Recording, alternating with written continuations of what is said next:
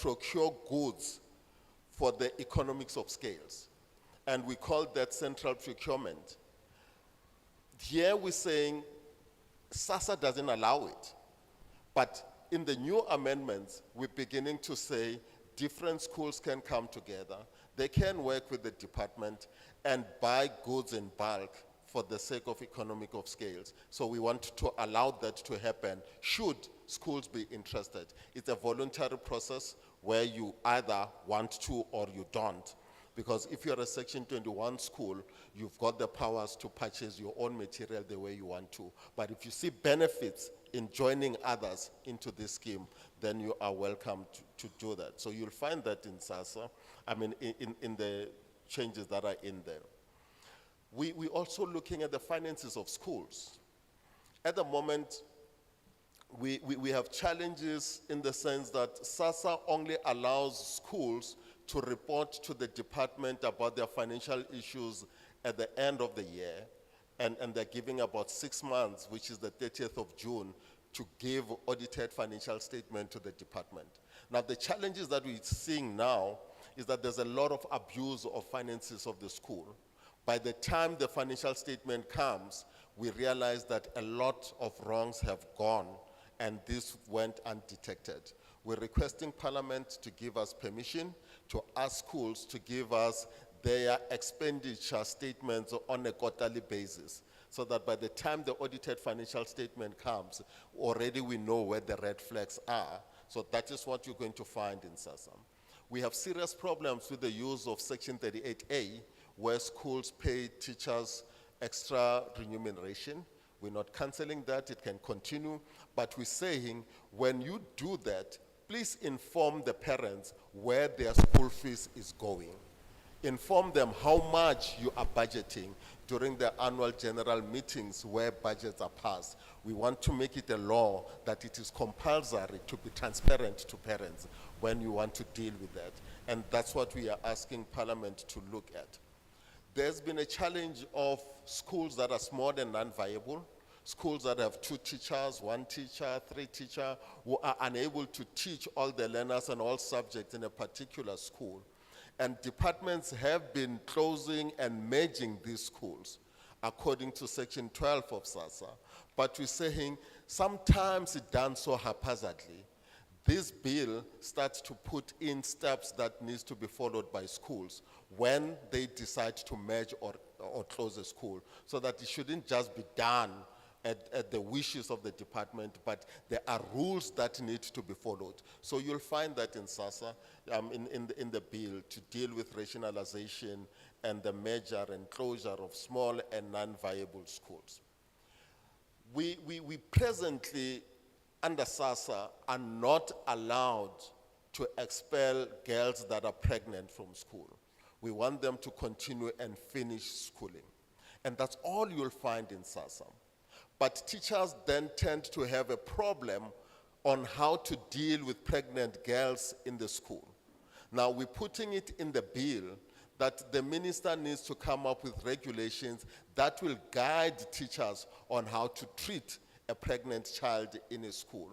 And that is what is in the bill, steps that the minister needs to propose and guide SGBs and teachers on the handling of pregnant girls. That's what you'll find in SASSA. SASSA also, the bill also talks around homeschooling. And what it says around homeschooling, it doesn't take away any of the way homeschooling has been run. Homeschooling is when a parent decides that the child is not going to a private school, is not going to a government school, but the child will be homeschooled. And the parent decides his curriculum. Parents decide whatever pace, the interest, and all we're saying is that the curriculum that a parent chooses should be a curriculum not lesser than the curricula that are internationally known and approved. So you can choose any curriculum that you want and homeschool your child as long as it's not lesser than what government schools are offering. And we're asking that if you're homeschooling your child, it's important that the department knows that the child is not going to any school, but the child will be homeschooled, and we need those records. And finally, in homeschooling, we're requesting that as the child progresses, because you're not using grades, you're not using anything of that sort, but there should be somebody who can confirm that there is education going on in that child's life. And we ask that you get an independent assessor, somebody who's not even from the department, but somebody who's qualified to can confirm that, yes, the child is being exposed to a particular type of an education. And that's what we're saying about homeschooling. And we're also saying there are two pieces of policies that are in the hands of the SGB now. One piece is that of language policy, which the SGB, according to SASA, develops. Another one is admission policy that the SGB develops. No changes, they'll continue to develop them, but there needs to be somebody who arbitrates in case those language policies and admission policy are not in line with the Constitution. The Constitution is around issues of not discrimination on the basis of race, color, creed, and all that. Now, should a language policy or an admission policy have issues that are discriminatory in nature, like giving children tests before you admit them and indicating whatever discriminatory clause, like the child must be good in sports before you can admit him and all those are discriminatory, we're saying, then the HOD must be given the authority to engage with the SGB and then have a say on those issues that may be found to be discriminatory. So no powers of the SGBs are taken away, but what it means is that should those policies not be in line with the demographics of where the school is, surely somebody needs to have a say on that. That the SGB, it can't be right that it has the absolute power to decide on a policy and the power becomes final, even if the policy is not for the right of the children in the communities it serves. Thank you very much, Chairperson. Thank you. No, thank you very much, Mr. Ndlebe. For today, we are going to ask our principal, a teacher for 36 years, 38 years. A principal for how many? 30 years. The only principal in the 6th administration, recognized. So, recognized. So he's gonna carry the proceedings for us today. Thank you very much, Honorable Morotel. Chairperson of the Portfolio Committee, fellow honorable members and the House at large, thank you for the opportunity. This opportunity does not come cheap.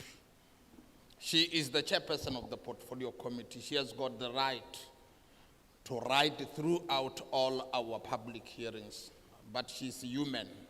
She sometimes gets tired, as unto Moses in the Bible. Say amen to that. You see, when you get tired, sometimes you need people to lift your hands and support.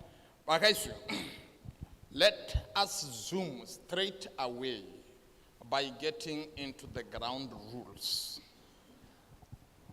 The Bible says, how can the two walk together unless they have so agreed? Say amen.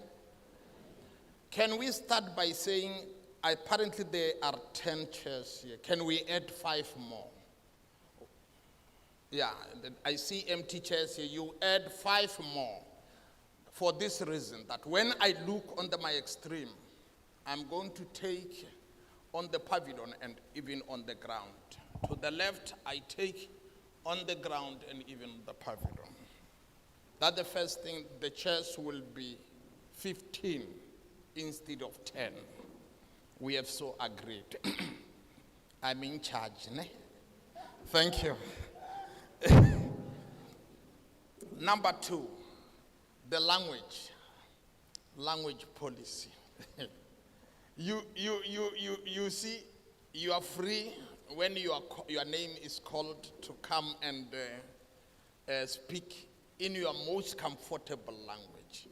But where we come from, the predominant language was English. And given the nature of South Africa, you and I will agree that the majority of the people will understand when a person expresses himself or herself in English. Therefore, English is not going to be interpreted. How can the two work together unless they've so agreed? Number two, if you speak in Afrikaans, Pela, give us if you speak in Afrikaans, we are going to request somebody to interpret. If you speak in vernacular, be it Xhosa or Sotho or Zulu, we are going to request somebody to interpret for record purposes, because it is not going to start here and end up here. Clear? We are not going to debate about that. Number three, duration of your presentation. Strictly 3 minutes. Yes, within 3 minutes you should be done with what you want to drive home. I'm not trying to be autocratic. We are trying to keep control of the situation. Otherwise, you are going to sleep here. Number four, given the fact that you are many, despite the fact that we have already passed the stage of written submission, we have agreed as a portfolio committee running this process that wherever we visit and wherever we go, the people who come, some of them, number one, they are either stage shy. They are afraid or shy to talk to the public. Some want to speak, but they will not be able to get chance because of the numbers that are gathered here. And given that scenario, we are going to allow people to written or submit their written inputs. Can I see the people responsible who will be dishing out forms, and somewhere you will have to go to silently go to those forms. That is the lady in red. And for your information, she is a Chiefs fan. She was very angry yesterday after the match. You go to her, and then she's not alone. You get the forms, and then you write. If you choose to write on those forms, it means you are not going to speak. And if you speak, it simply means by implication, you are not going to fill in the forms. It's very clear, Muslim. Crystal clear. As a please, don't duplicate your input. Number 5, and heading towards the last one. When you arrive on this microphone, you introduce yourself. We have led the pack here. You say who you are. I am Ronnie. And after having said so, you indicate, because your time is very limited, whether you support the bill or you do not support it. And it is only after you have declared support or not support that you can say, I do not support, especially on the following clauses. It serves as a guide to the portfolio committee. Because we're going to, if you support and also, where possible, motivate why support. But first and foremost, I'm Ronnie, I'm standing up here, whether you can tell us where you come from and who you are, but don't forget that you will be wasting your own time. What is important to us is whether you support or you do not. Which is number 6, is with regard to timekeeping. Timekeeping rests with me. I have got 2 reliable timekeepers. On my right, Mefro Sukers, Honorable Sukers, and on my left, the chairperson herself. It's an instruction from below this time around. She will have to keep time for me. So, but nonetheless, this is exactly what is going to unfold. I'm no longer going to waste time. I'm starting with the recognition.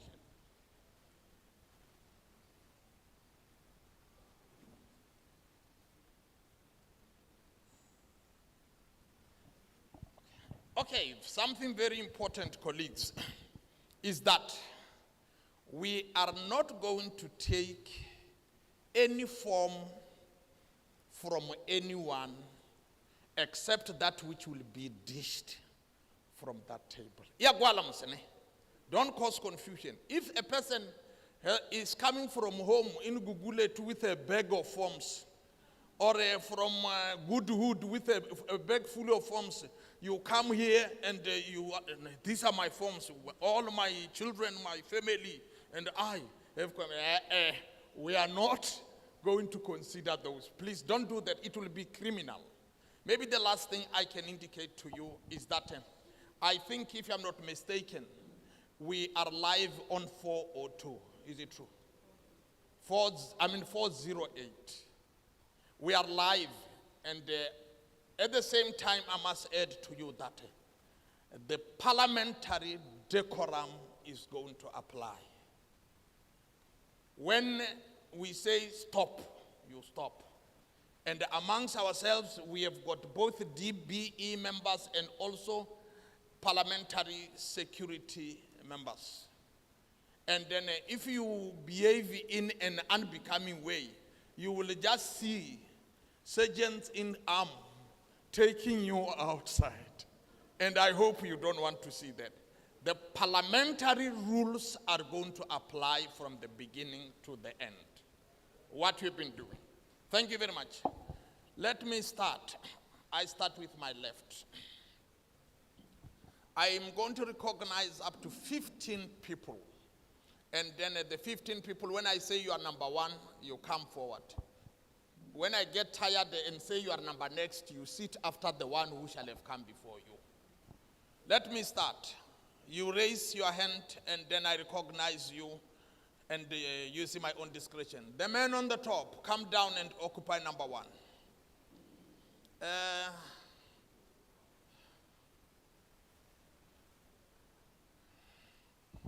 I've got enough energy.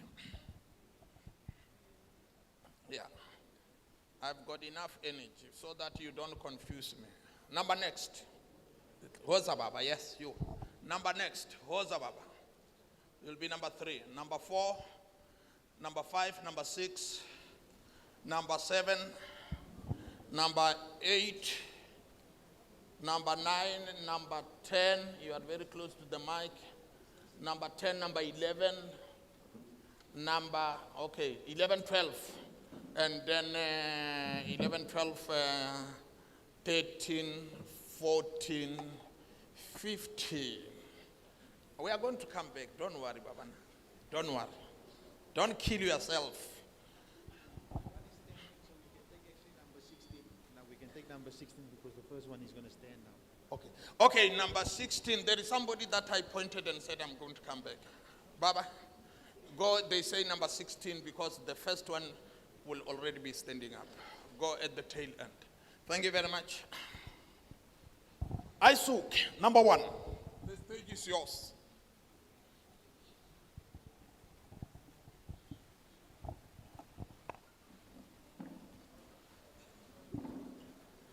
Do I start?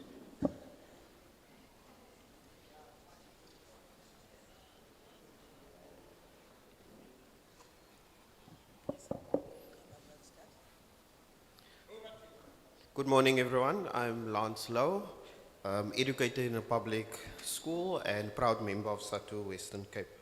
All protocol observed. I rise in support of this bill. I propose, however, the following amendment to the bill, particularly to clause 8 on the sale of alcohol on school premises. It is our view that there should be a complete prohibition to any dangerous objects, alcoholic drinks, and illegal drugs on school premises. As SATU, we therefore request that this clause be removed that gives schools the right to sell alcohol on our school premises. In particular, given in our township schools where we have huge issues around drug addiction and alcohol abuse, substance abuse, we do not think that educational institutions should in any shape or form sell alcoholic beverages, thereby giving learners the impression that it is okay for you to abuse these substances.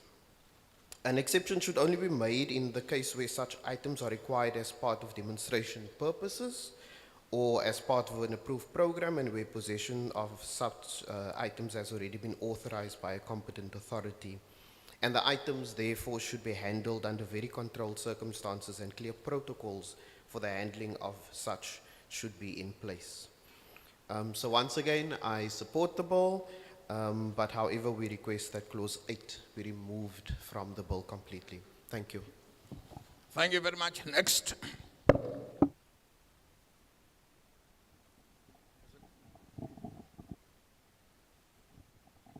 Honourable Chair, honourable members, my name is Yaku.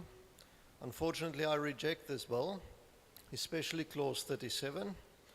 I am well acquainted with the public, private, cottage and homeschooling communities. This bill is in fact dangerous to the whole education system. You say it is not, but the wording and interpretation of this bill is in conflict with Article 26 of the Universal Declaration of Human Rights, which states parents have a prior right to choose the kind of education that shall be given to their children. End quote. This is also included in the South African Constitution. The bill makes themselves, the DBE, make themselves decision makers of the child's best interest. But this is already a constitutional right belonging to the parents.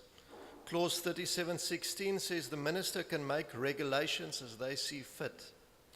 The bill demonstrates the state exceeding the limits of authority and responsibility and potentially usurping the role of responsible parents. It is a violation to allow officials of the DBE to do so. Children do not belong to the state. They are responsibility of their parents. In all other areas, nutrition, healthcare, housing, clothing. Your time is up. Thank you.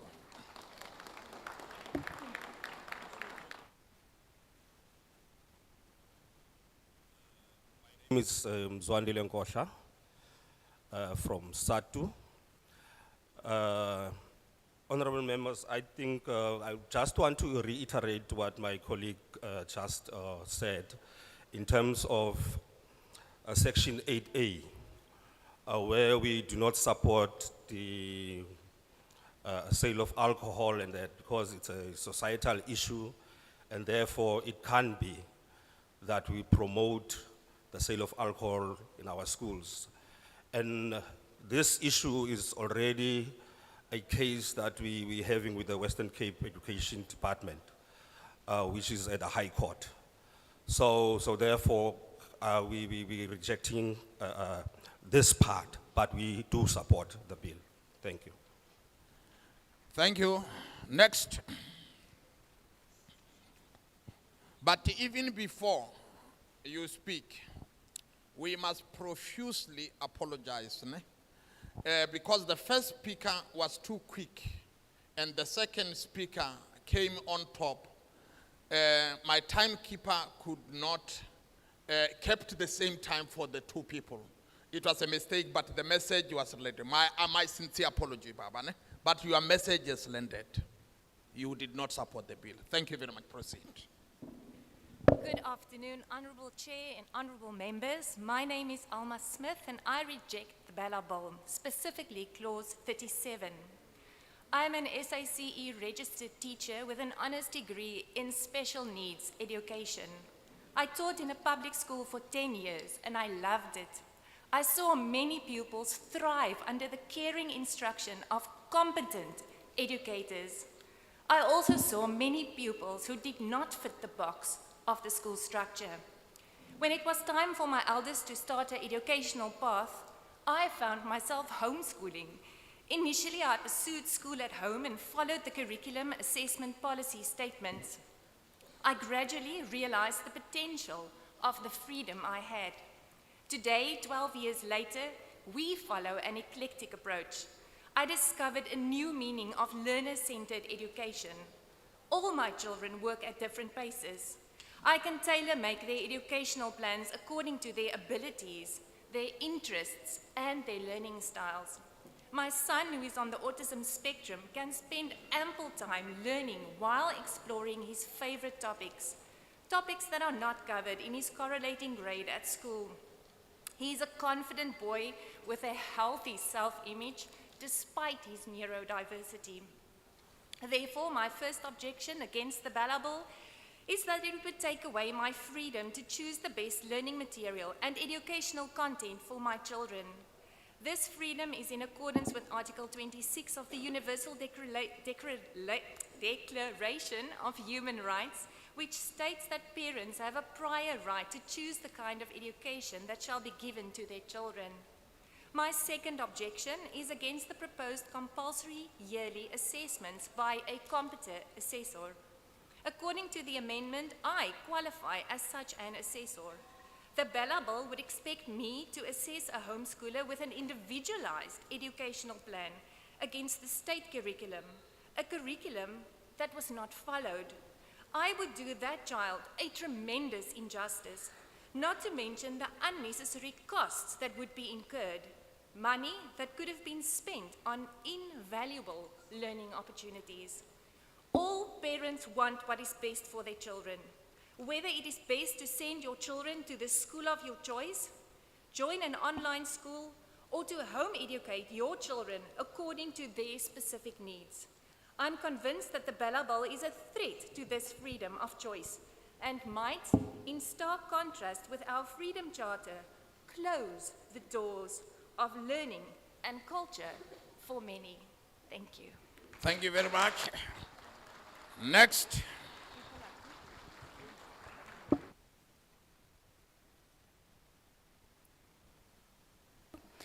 Thank you so much for the opportunity. While I do acknowledge that there seems to have been quite a bit of consultation with the stakeholders on this proposed law, the final draft that's currently out for public comment, which we now know as the Bella Bill, does not quite address the education needs of our country, in my opinion. If anything, the bill only seeks to further inflate the powers of the state. And that seems to be a general trend with most of the proposed law in South Africa of late. There are certain aspects of the bill that I am in agreement with, one of them being the abolishment of corporal punishment, for example.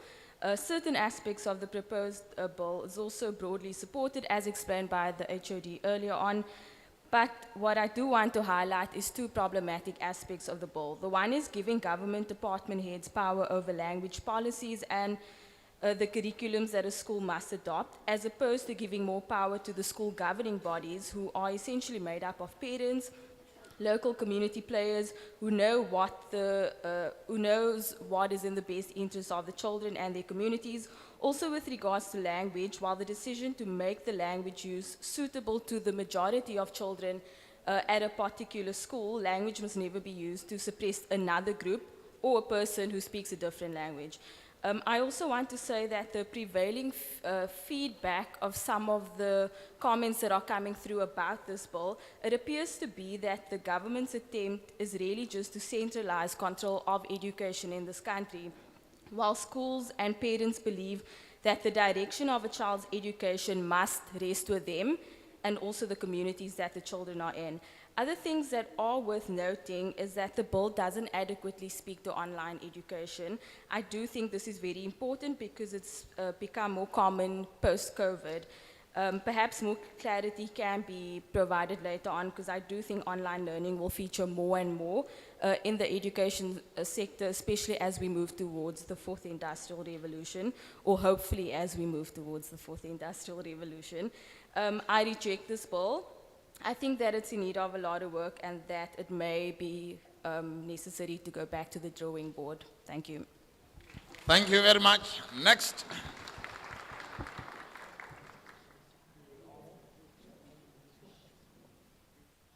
Committee members and residents of Cape Town, the Bella Bill will remove the powers of school governing bodies to make decisions about language and admission policies. The Bella Bill would be used to target mother tongue education, especially Afrikaans schools, as a scapegoat for the ANC government, who have failed to build enough schools that provide quality education. The Constitution protects the right to mother tongue education where this is reasonably necessary. I strongly believe that we should defend and seek to extend that right where parents wish to exercise, whether it be Afrikaans, isiXhosa, or Venda. Schools and communities must be kept to power to decide what's best for their children. The department should only intervene if there's evidence that a school is using a language policy to discriminate against others. The Bella Bill gives the department the opportunity to centralize and abuse its powers. And yet again, being a South African, we're very much aware of our centralization of power by the looks of SAS, the South African Airways, Eskom, etc. While I support the proper admission appeal mechanisms, I reject the notion that the school governing bodies are forced to appeal to heads of education departments against unfair and damaging policies imposed upon schools by those very same heads. The documents needed to register learners are extensive. The High Court found that schools could not exclude children if they do not have all the documentation required. The Bella Bill undermines this right. Secondly, in terms of curbing SGB powers, I strongly believe that communities know the needs of their children because they are the ones ultimately in the communities.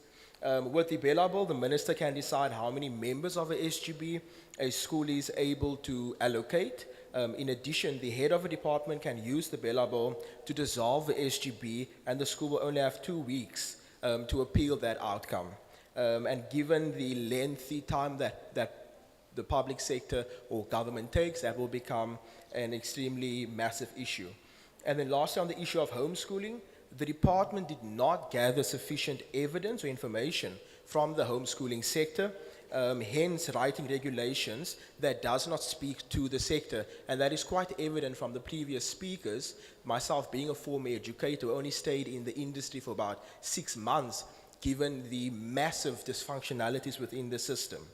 And then most importantly, the bill ignores the real issues within our schools, namely school dropouts, which sends young people to the unemployment queue. Secondly, lack of resources regarding teachers, classroom sizes. I was a first-year educator with a class size of about 54 kids, but I only had about 43 desks and 43 chairs in my classroom, but yet you expect us to deliver. Unfortunately, your time is up. Next.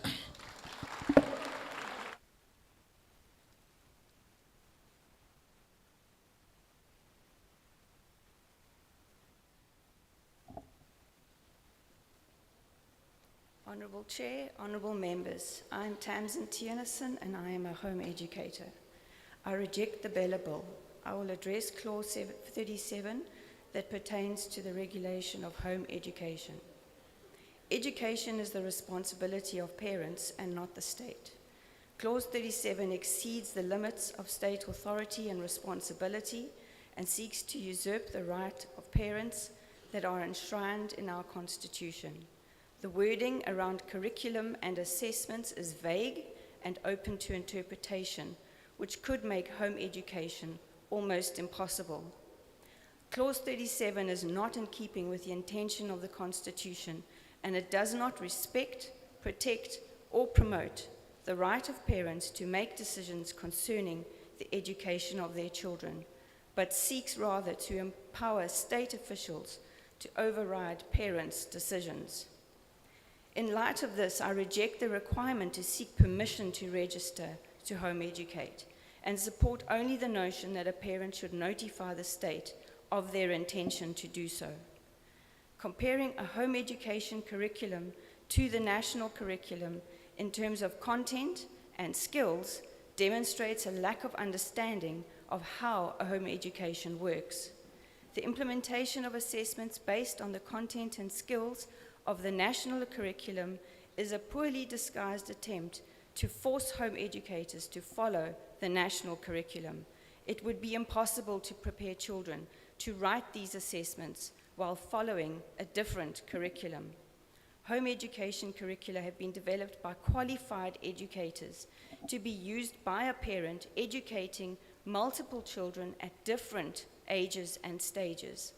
These curricula are well researched and are better suited to the home education environment than the national curriculum, which has been designed to be used by trained teachers in a school.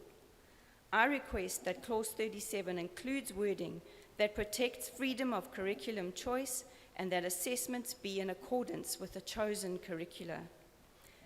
This bill must not be passed until there has been proper research and stakeholder engagement around home education. Subsection 16 of clause 37 is a gross overreach of authority and must be removed in its entirety. It makes a mockery of these hearings and the democratic process that has been followed. I thank you. Thank you. Next.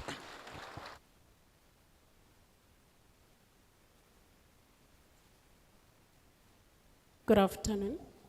My name is Mpho Kewana, a public school educator. I will be all protocols observed. I will be talking about the clause number 27. As SADU, we accept the bill. And the clause is acceptable provided that it's subjected to a proper process. Recommendation. It is inevitable that schools will close owing to low learner numbers. And it is in our view that it is important to distinguish between a natural drop in learner numbers and a drop actuated to, for instance, by dysfunctionality or poor performance of a school. It is in this context that we hold the view that measures must be put in place to ensure the existence of adequate school infrastructure and proper functioning of schools prior to the closure process, where learner numbers drop significantly, not owing to natural reasons such as demographics. It is also our view that from a planning point of view, legislation must strengthen planning by requiring the existence of area-based education plans properly consulted with communities the schools serve. This is related to the service delivery improvement plan we referred to elsewhere in this discussion. Due to the fact that the closure of a school has implications for staff of the school, it is appropriate that they need to reconsider that. Thank you. Thank you. Thank you very much. Next.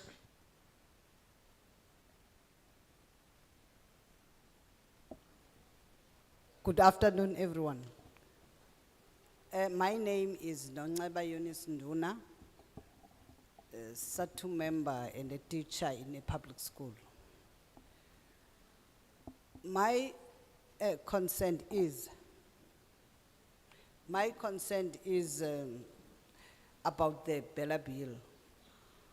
It is really coming quite clear with some issues that it is getting my support.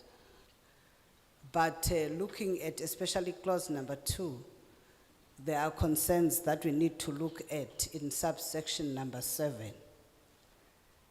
The inclusion of that subsection needs to be relooked at in terms of the fact that it has to go in line with the Labor Relations Act, Section 4. And also the fact that we must not forget that the teachers are having a legal right to strike.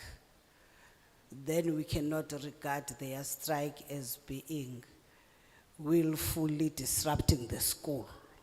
They are exercising their right as the Constitution is putting it.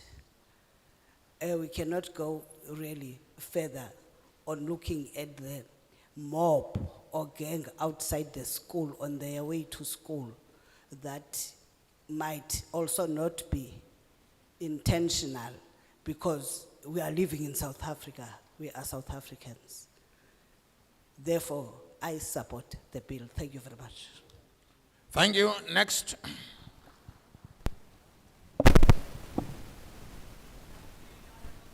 Honourable members and citizens of South Africa, My name is Heather Lane and I reject the bill, particularly clauses 8, 37, 41 and 47.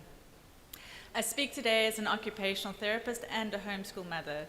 My work experience as an OT led me to working with youth at risk in primary schools in Lavender Hill, a community severely affected by poverty, substance abuse, crime and gangsterism. I've seen the direct effect that these have had on the learners and teachers alike. Overstretched teachers often end up taking on the role of counselor, nutritionist, parent and nurse. I can't imagine the increased burden clauses 8 and 47 will have on these valuable teachers. We need to find ways to support teachers to best educate our children without creating added social and emotional demand on them. Children are simply unable to learn when hungry, traumatized, and anxious. We need to enable learners to feel safe so that they can learn optimally and not have to contend with adult topics. More recently, I was the director of a children's home. After moving to a new area, we sadly could not get the children into local schools because the schools were overprescribed.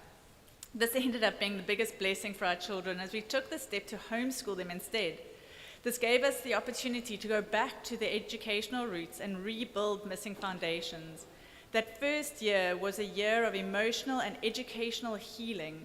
We could address unique needs of each child, many of whom had learning disabilities linked to fetal alcohol syndrome and developmental delays. Had we had to comply with Section 37, we would never have been able to offer these valuable and vulnerable children this restorative opportunity. And what we saved on transport and uniforms, we spent directly on education. This experience directly affected my decision to homeschool our children. We adapt learning where we need and seek ways to diversify and engage with all aspects of society. Because of how we do learning, I know my children's strengths and weaknesses. Assessments are necessary for the classroom setting, but these assessments will not tell an assessor the details that I can tell them about my children's learning. I would be happy to submit a report with this information to ease the burden of teachers and assessors and to free us to learn. We would love to see those funds and resources redirected into operations in much-needed rural and under-resourced schools instead. Thank you for the opportunity to share our lived experience of education of the children of our beautiful country, and I wish you well with the ongoing process. Thank you.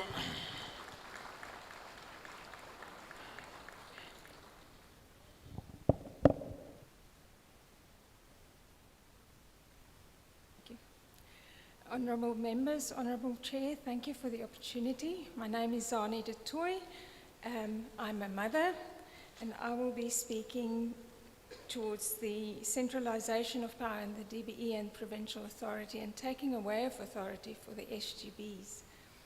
In the Constitutional Court case My Vote Counts in 2015, the court ruled that the principle of subsidiarity is part of South Africa's constitutional law. They explained that subsidiarity is simply the decentralizing of power as close as possible to the relevant constituency, and that it is the best and preferred option of constitutionalism. In the case of education, the subsidiary would be the parents and the SGB. Parents know what is best for their children, and school governing bodies, as representative of the parents and the community, know what is best for their schools. Unfortunately, the Bella Bill seeks to take away authority from the SGB and centralize it in government. In a constitutional system that has the principle of subsidiarity as a primary value, moving decision-making authority away from those closest to the ground is by definition regression, not progress.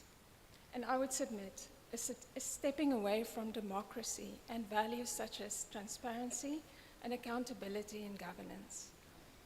While centralization may not be strictly unconstitutional, it is certainly out of step with the spirit of our Constitution.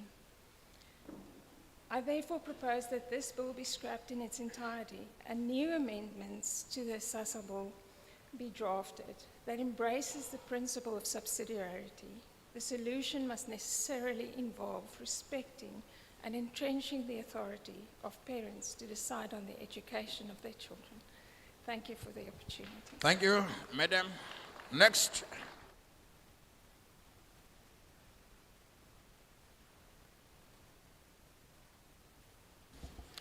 Good afternoon, members of parliament. My name is Ingrid, and I'm here today because I reject clause 37 of the Bella Bill. It is vague, it hampers the homeschooling movement, and it makes the state the ultimate authority over the child. The path to a better education system lies with empowering local communities. I support community-led and community-based schooling that honors the values of our communities, not a state-controlled, one-size-fits-all, fascist approach to education that promises to bring about wide-scale mediocrity at best. Children do not belong to the state, and it is every South African's fundamental right to ensure the well-being of their child. We should be able to protect the innocence and the joy of learning of our children. They should be allowed to fly and flourish. At the moment, there are not enough state schools. They do not have the necessary facilities, they do not offer hands-on practical learning, and the curriculum promotes ideologies that run against the grain of many families. Add to that, they are simply not bringing about good academic results. We live in a wonderfully diverse world where each child is unique with different abilities and challenges. And while a government school and the CAPS curriculum might be geared towards many South African children, it certainly doesn't cater for all of them. And this is where homeschooling should come in, along with the learning centers and cottage groups led by qualified educators. This supplements what the state can offer and provides solutions where the state has none. It caters for that child that is overly academic, or the one who takes longer to learn. It caters for the child who just cannot sit still for long periods without the need for medication. It caters for that child who gets bullied and has lost their will to live. And it caters for the parents who can and want to make their children's education a joyful process. There are some of you here that have never experienced what non-CAPS curriculum learning for a homeschooler looks like. So I'll tell you, this is the child that wakes up happy to be alive and excited to get to their learning space. They delve deeply and passionately into a myriad of subjects and are inspired to learn more. Their learning stretches far further than the confines of a regular curriculum, and they retain masses of information effortlessly. It is magic to witness. It is education at its best. It's no wonder there's such a movement worldwide to this form of education. It's dynamic, forward-thinking, and it costs the government nothing. In fact, it will allow the government to funnel its resources more effectively into the state schooling system. We need to protect and support it. If it is not the intention of the DBE to force homeschoolers to do the CAPS curriculum, I request a clause protecting freedom of curriculum or approach, and that every assessment has to be done according to that approach. Thank you so much for your time and for allowing me to speak. Thank you, ma'am. Next.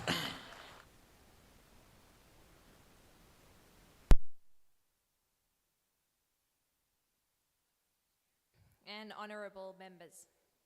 My name is Abigail Griffiths, and I reject the Bella Bill. Although I have a number of issues with this bill, I want to focus on the increase in centralized control of education that the bill seeks to bring about. It is this that I'm most passionate about. Clause 37 deals specifically with home education. I was homeschooled for all my school years. I didn't even go to preschool. And so I have a deep understanding and appreciation of this form of education.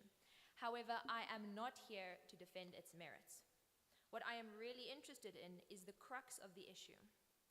I believe that when it boils down to it, this is, in fact, an issue of control. If the bill were to be passed, the authority of school governing bodies would be undermined. A member of the Executive Council would have free rein to close any and all micro-schools without reasons. The bill itself states quite literally that its purpose is, I quote, to extend the power of the minister to make regulations, end quote. This is seen in clause 37 and 41 pertaining to home education and learner pregnancies respectively. According to clause 37, anyone wishing to homeschool their child must apply for permission. They must undergo home visits, situational assessments, and curriculum assessments. This, I believe, completely undermines the basic right of a parent to choose a method of education for their own child, as mine did for me. Of course, I do firmly agree that it's important that we rule out any cheat form of homeschooling that isn't really education at all. That is just basic common sense. However, what is concerning is the ambiguity of the clause. Anyone wanting to use an alternate curriculum must first allow the government to make sure that it meets certain requirements comparable to the national curriculum. But what are those requirements? Clause 37 doesn't give us a clue. It's all left up to the discretion of the person in charge. This is where the rubber hits the road. If a law can't give us specifics or lay down actual concrete principles on which to govern a country, then that law is dangerously open to application based on persons, not principles. This open-endedness unfortunately permeates the Bella Bill as I see it. It must, therefore, either be discarded or refined and defined until we actually have something solid to discuss. If we don't take this action, I sincerely believe that we endanger not only education in this country, but the future of the country itself. Because, in the end, what is education? It's an investment in the future. The children affected by these very laws are the future of South Africa. I pray that South Africa is wise in handling her investment. Thank you. Thank you.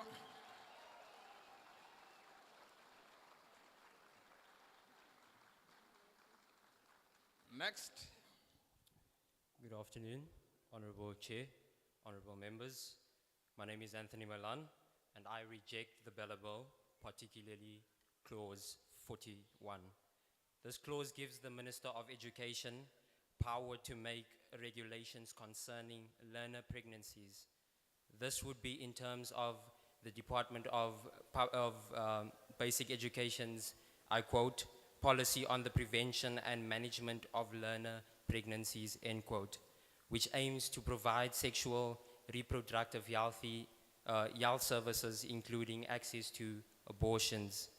Additionally, this clause will allow the minister to create offenses at those who refuse to comply with any regulations made. However, this is the problem. Clause 41 does not provide any framework or restrictions within which the minister should act. It does not even suggest what sort of regulations should be made. There is a reason to believe that teachers may be compelled to refer pregnant learners for abortions, even if this goes against their convictions. Refusing to comply could see them facing a fine or jail time. First of all, I disagree that teachers should be forced to refer students for abortions. Since when is it a school teacher's paid job description to sort out a student's personal life? Secondly, I strongly disagree that the minister should be granted unlimited power to force teachers to comply with whatever regulations the minister deems appropriate. That is called centralization of authority and is dangerous in the long term. With this being said, I call for the rejection of the bill in its current state based on the inappropriate delegation of authority to the minister, particularly in clause 41. Thank you. Thank you. Next.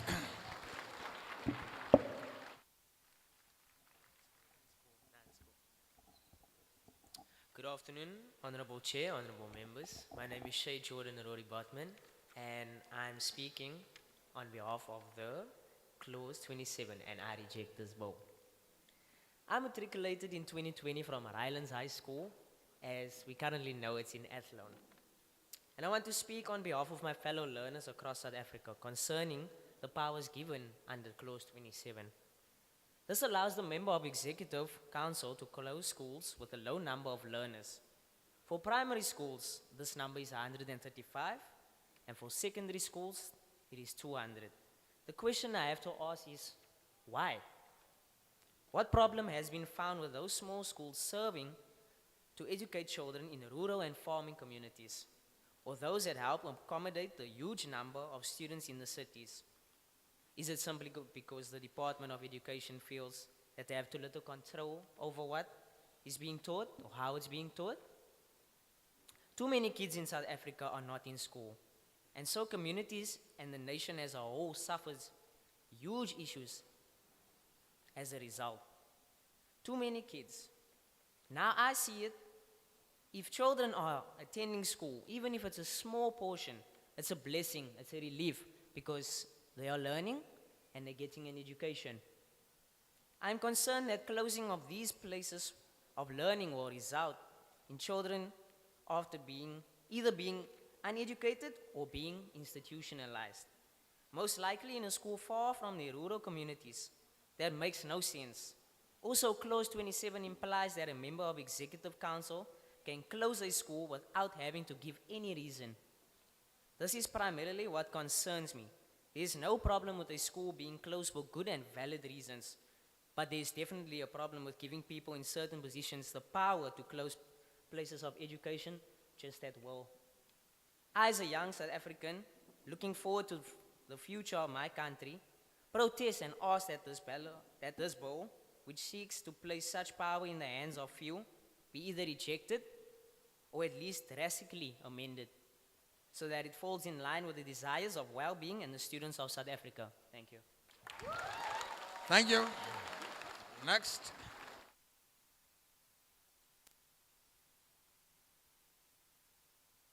Hello, Parliament. Hello, everybody.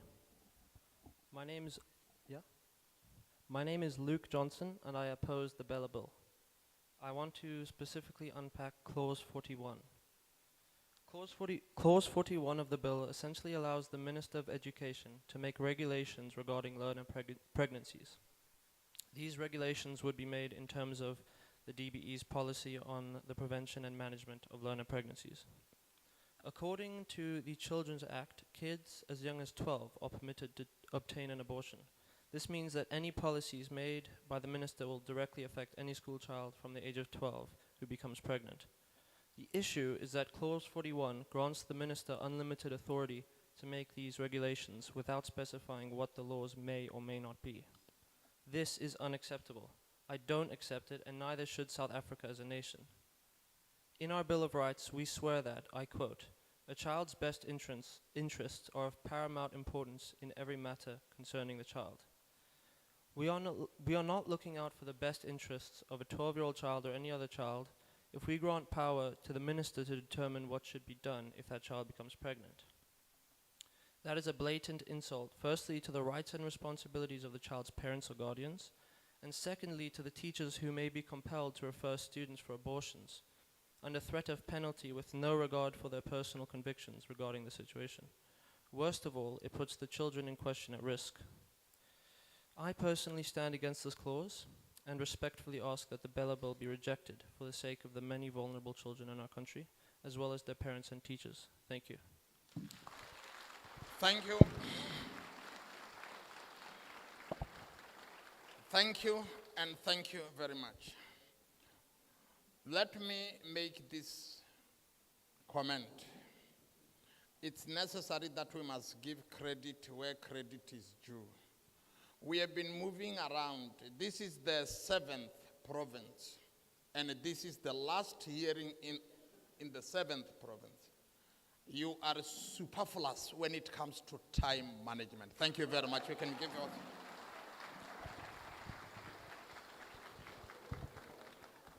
There are very few of you we have ever decided to stop. I'm on my right now.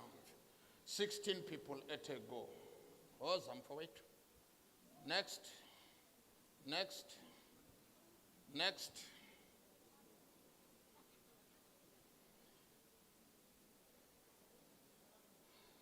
You are next. You are next, Mama.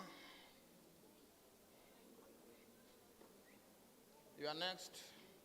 You are next. Let me take my child. How many are they? Queue up and so that I can call you. I pointed at you. Let me see first how far you are going to go. You must be 16 in number. No, I'm still going to come to another round. Don't worry. Assist me, Captain, with regard to the number. You need 7 more. I'll come back, yes. Hamba. You are going to be, I start counting from the beginning. I need 7 people in. 1, 2, 3, 4, 5. No, I'm coming to you. The discretion is mine. 6 and 7, follow him. Follow him, 7. I'm done with you. Okay? Number one, take the stage.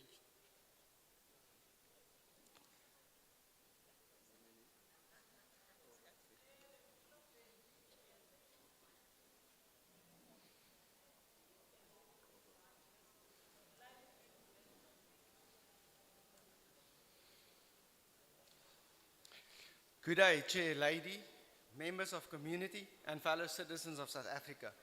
My name is Anton Loopse. I reject the Bella Bill in its entirety. I should like to start with, in 1994 we set our children free.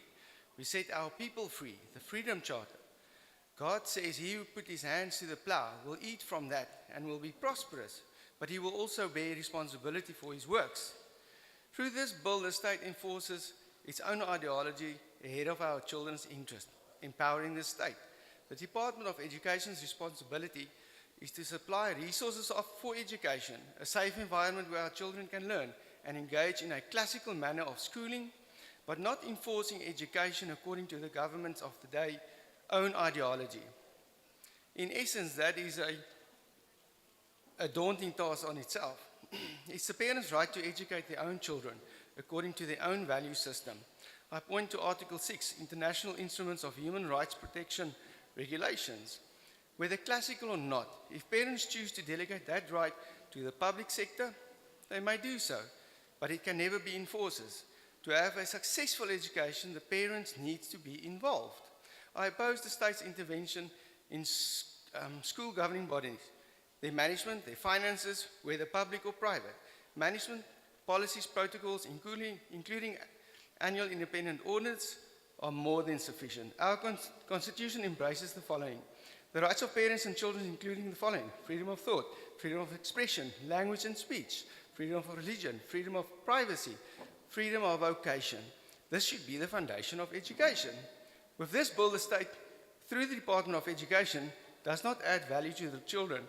Rather, it takes control of the children who already have access to education by invoking criminalization of parents and governing bodies, including jail time and penalties. The state continues to impose administrative burdens on both public and private schools. That leads to minimizing of the education of our children. It appears that the state wants to lower educational standards of our children under the name of equality to the lowest common denominator, because somewhere, someone does not have the access to something good. The state should focus on improving the current public education. Children belong to their parents, and it's the parents' responsibility to educate them. The children do not belong to the state, as is publicly stated by the Educational Department. It is not the state's responsibility to educate the children, whether academic, physical, religion, or their sexuality. I leave you with the following: bring God back. Thank you. Next.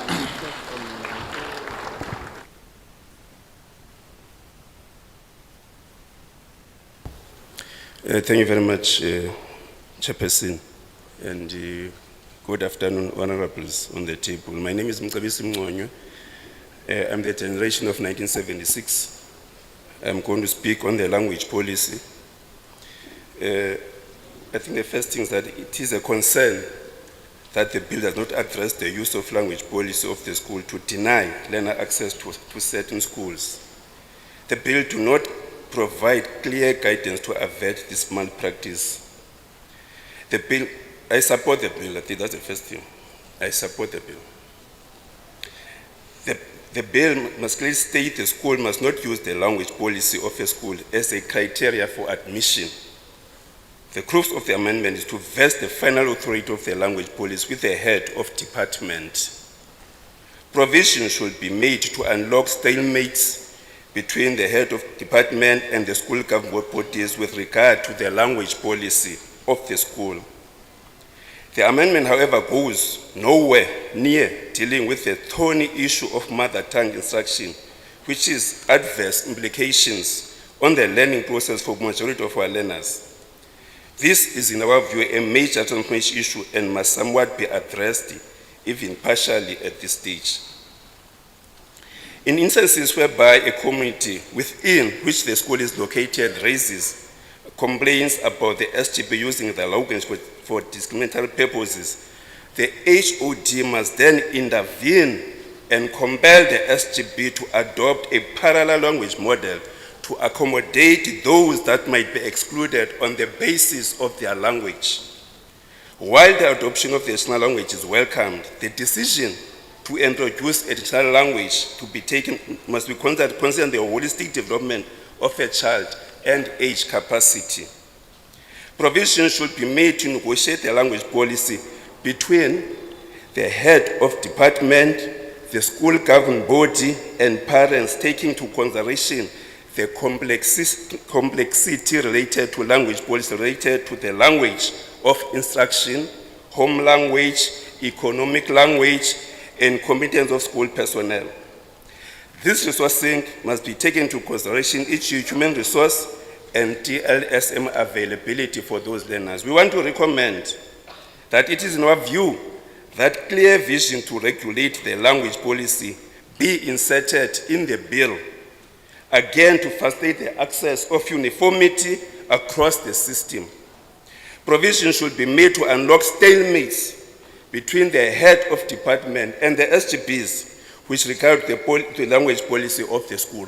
It can't be left with the SGB to decide on its own, but there must be an intervention where it is needed by the head of education. We recommend again that a clause be inserted which ensures that the SGBs do not... Unfortunately, your time is up, Baba. This is really... Thanks. Next.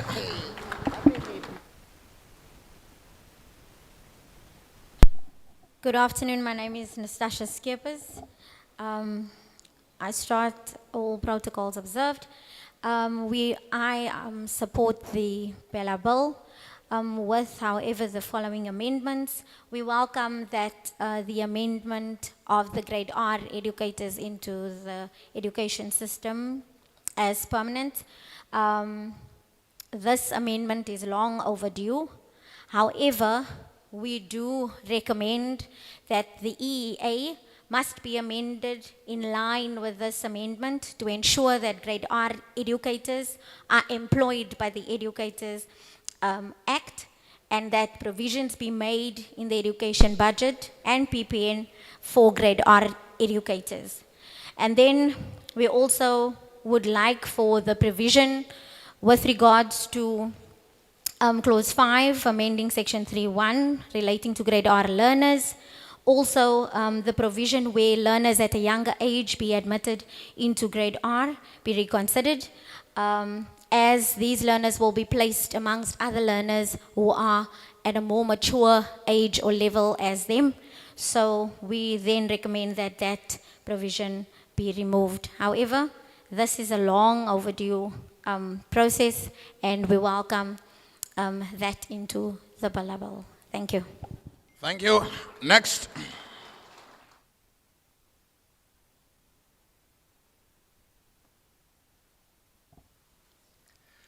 Good day, Chair, Committee, and my neighbours. My name is Conrad de Vries, and I oppose the bill, especially Clause 37 and Clause 14, Section 18A. Our children are not the property of the state, and the aim of education is also not to turn children into assets of state. Just as I, as a parent, have the responsibility of feeding, ensuring the safety of my children, I, as a parent, also have the responsibility to ensure that my children have their constitutional right to an education met. Parents have the educational freedom to choose whether the school system will be part of that process or not. Many parents act upon their constitutional freedom to home educate their children. This is one of the rights that was not part of our freedom under the apartheid regime, and we don't want to go back there, right? Thank you. Home education is part of the solution, not the problem. If thousands of homeschool children enroll for public school tomorrow morning, 8 o'clock, there will be simply not enough space or capacity to accommodate them. I oppose over-regulation of home educators, enforcing compulsory registration of homeschool children and waiting approval. This has already proven to be impractical, as many home educators who attempted to register with the department still haven't received any answer even a year later. Most homes of homeschoolers are better equipped than the lowest standard of functioning legal government schools. Speaking as a trained trainer, assessor, and moderator and former HOD at a respected higher education institution, I want to clearly state the following. Assessment is not the aim of education. Having homeschoolers assessed by registered assessors is practically and efficiently not executable. It will become very expensive and it will force home education into the dreaded elitist bracket, and it will be labor and admin intensive. The prescribed method of assessment and assessment criteria cannot gauge different approaches to education, such as, for example, the classical method. Home educators are constantly assessing, measuring knowledge, skills, competence, and they have the child's best interest at heart and are generally aspiring to a higher minimum standard of competence than the government's prescribed norm. I also oppose the power given to the minister on decision-making without consultation. I oppose clause 14, section 18A. It would bring members of SGBs and their families' financial interests under unprecedented and unnecessary scrutiny with no educational advantage to the children. Let's put our children first. Support and encourage educational methods, systems, and schools that work. And let's find solutions together where it doesn't. I thank you. Thank you. Next.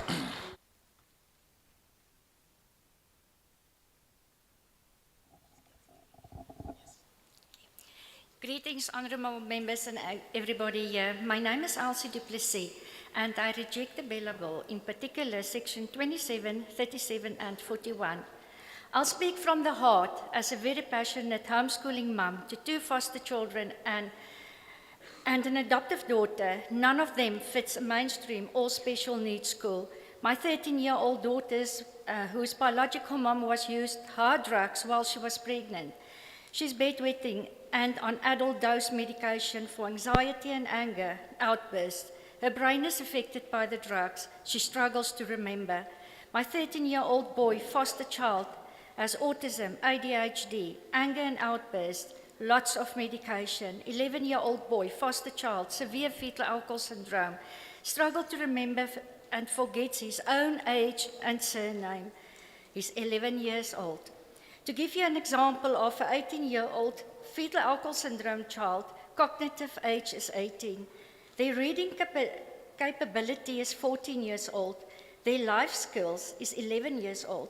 Time and money concept, 8 years old. Social skills is 7 years.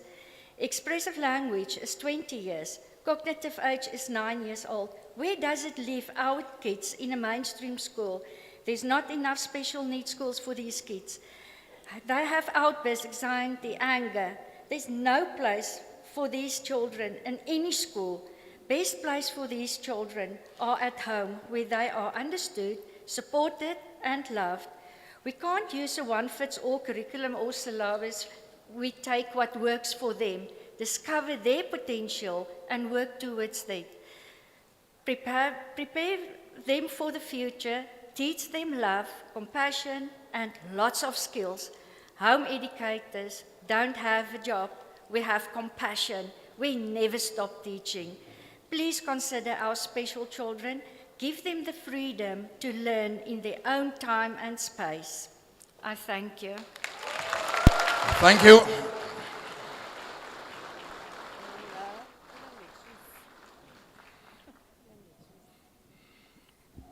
Fire on, Monaco.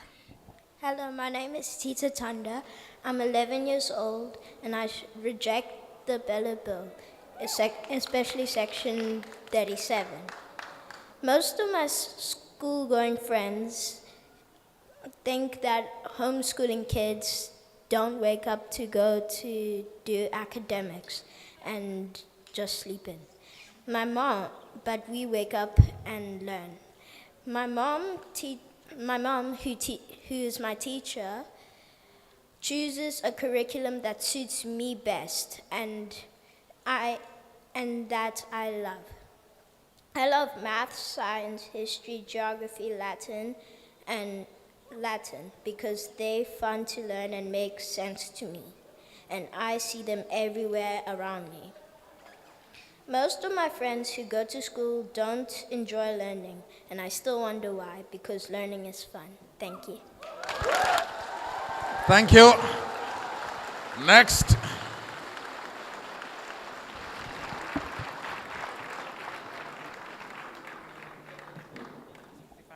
Thank you. Good afternoon, Honorable Chair, members of the committee, and fellow South Africans. I am Marissa Porter, and I reject this bill in its entirety. Specific clauses I will draw on. Clause 37 will do more harm than good. Keeping in its current form will set back many families and place extreme stress on each of the children impacted, as well as place an unknown financial burden on these families.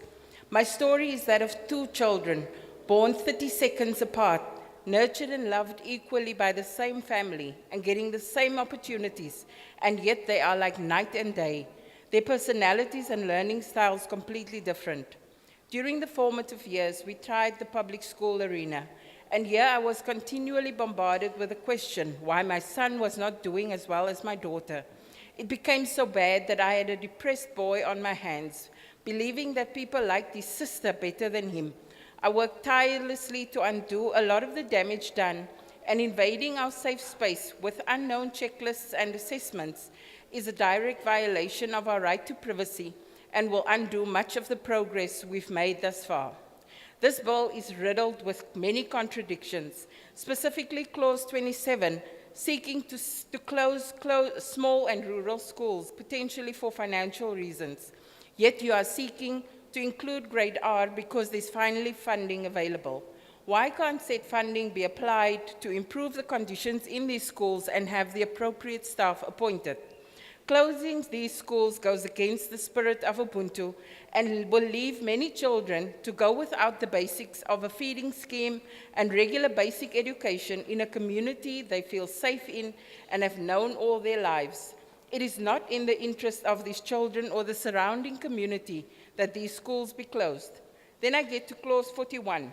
The school is a place of learning and has no business making health decisions without parents on a minor. This is a recipe for disaster. How does the government anticipate to be dealing with the far-reaching psychological repercussions of having an abortion at such a young age? This is not limited to that child, but also the family the child has to return to. These events leave lifelong scars on anyone facing it, and yet you propose to manage a situation that shouldn't even exist to begin with. In closing, the SGBs, the voice of parents, seem to be silenced through these proposed changes if they do not toe the line. Again, a violation of freedom of speech of parents. Our children are not assets of the state, and we as the adults will be held accountable for what happens on our watch. So I urge you to look carefully at this bill and the amount of power single individuals might wield in the future. Thank you for your consideration, and I do pray that some of these hearings will be open to virtual platforms. Thank you. Next. Thank you very much, ma'am. Good afternoon, all protocols observed. I'm Sibongile Kwazi, and I'm a teacher and a member of SATO. I will first speak on homeschooling. It seems as if the majority of the speakers who spoke on homeschooling are of the view that the South African Schools Act is against homeschooling. And we believe that there is provision for homeschooling within the South African Schools Act. But what needs to be done is for it to be regulated. Why we are saying that is because we must not think that every parent out there is elite. Most of the speakers who spoke on behalf of the bill are the elite, who have the specialist knowledge to teach these kids, especially those with special education needs. We are speaking of a kid from Gugulethu here, whose parents has not been to school, who would opt for homeschooling. Would it be good for that child to have that homeschooling from a parent who is not properly capacitated to fulfill that obligation? So there needs to be some form of regulation. There needs to be a basic curriculum that needs to be followed when we speak about homeschooling. We are not speaking here on behalf of the elite. We are speaking to the poor working class parent and that poor working class child in the rural areas. Then I want to quickly speak about learner admission. It's true that in some cases, learner admission, some policies are meant to exclude certain learners. I'll just make an example. We have parents who have to stay in, that's what we call them, domestic workers, who stay in, and their kids are kept out of schools because of the language policies of those schools. The parent lives somewhere else, and the child, was not raised in a certain language environment, and those kids are excluded. So we are saying that the final arbiter in cases like that should be the HOD. It cannot be left to the SGBs only. If they want to exclude, then the HOD must be able to make a determination. Then, on learner attendance, I know that in this province especially, where we are always, when it comes to grade 12 results. Unfortunately, your time is up. Thank you very much. Next.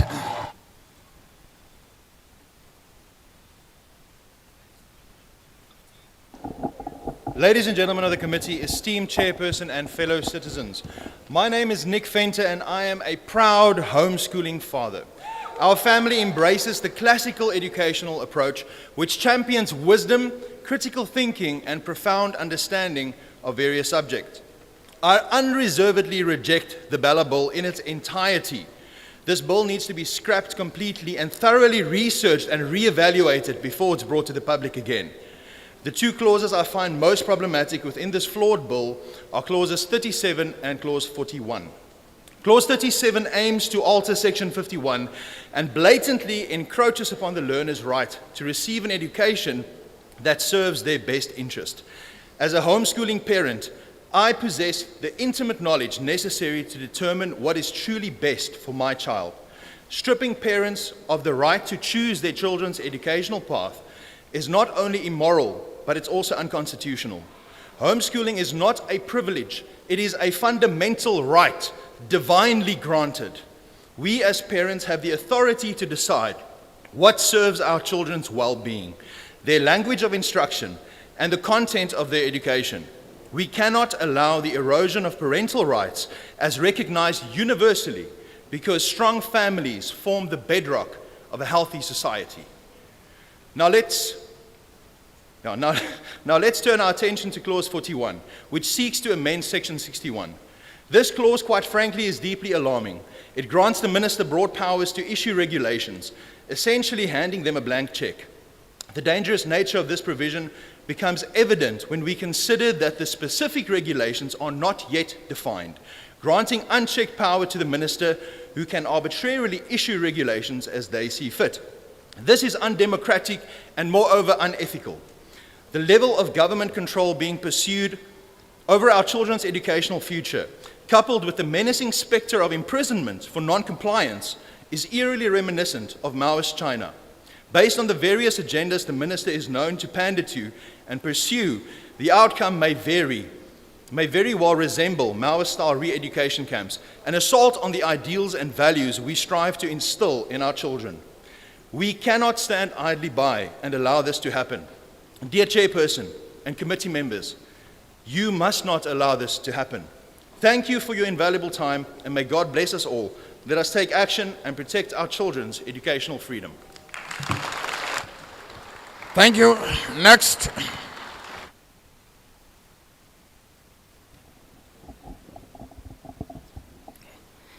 Dear honorable members, my name is Professor Atya Adam from ARC Academy. I reject the bill, specifically clause 37.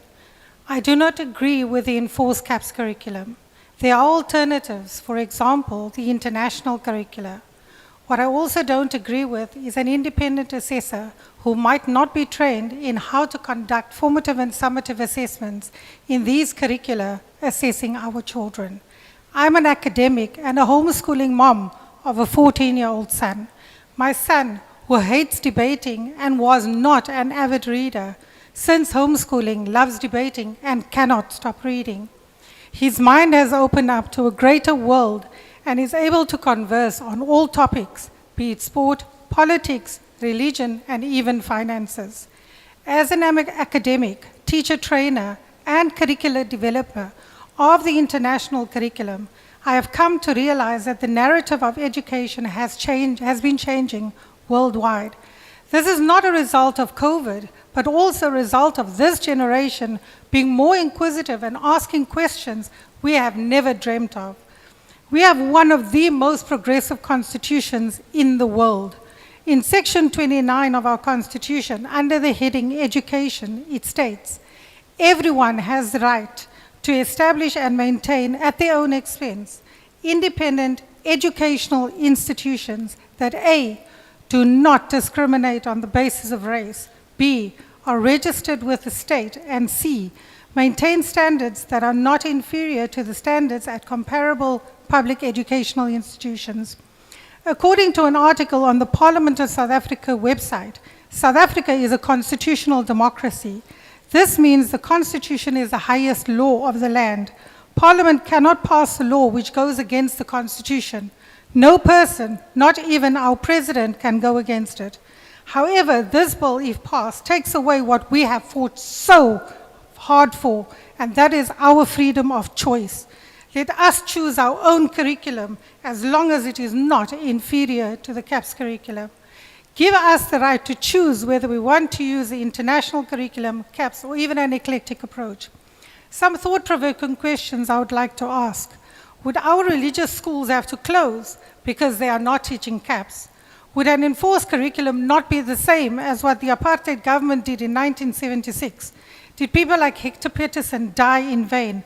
Would the government go against the Constitution that forms a cornerstone of our democracy? If this bill passes, the government would be seen as a totalitarian, undemocratic one, where the Constitution is not worth the paper it's written on. I thank you. Thank you. Next.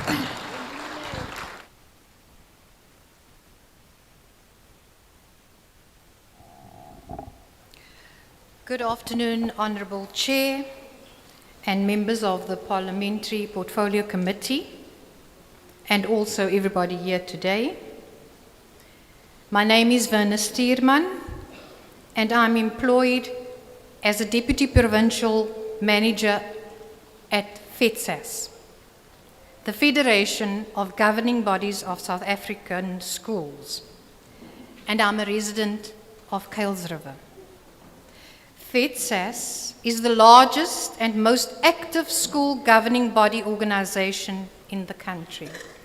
We have a comprehensive operational footprint in all 9 provinces.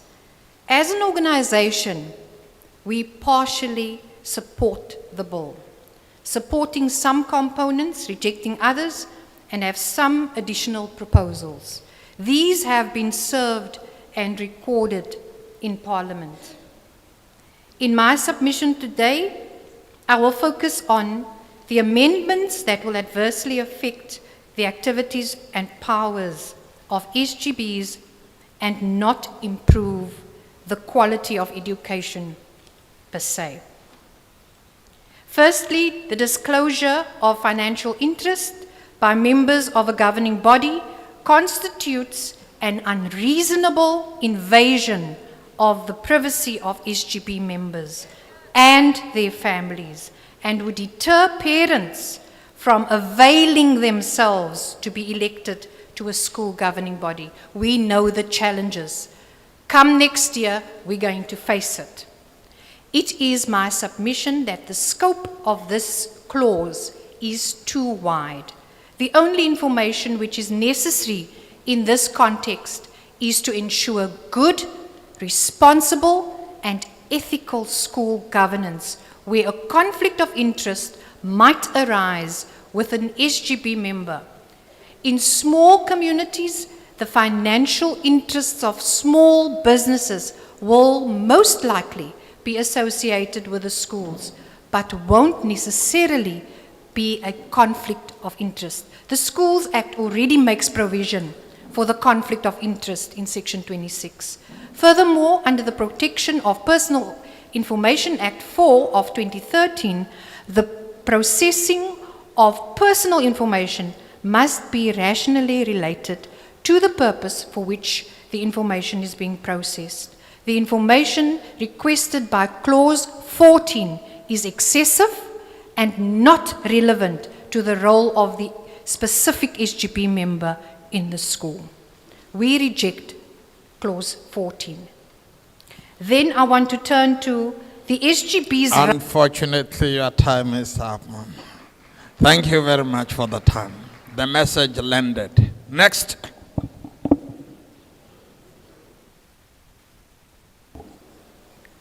Good afternoon, Chairperson and honourable members. My name is Lita van der Eems and I reject this bill.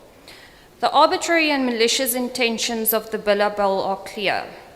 This bill intends to rob parents and school governing bodies of the ability to determine the admissions and language policies of schools in their communities and hand these powers over to the state.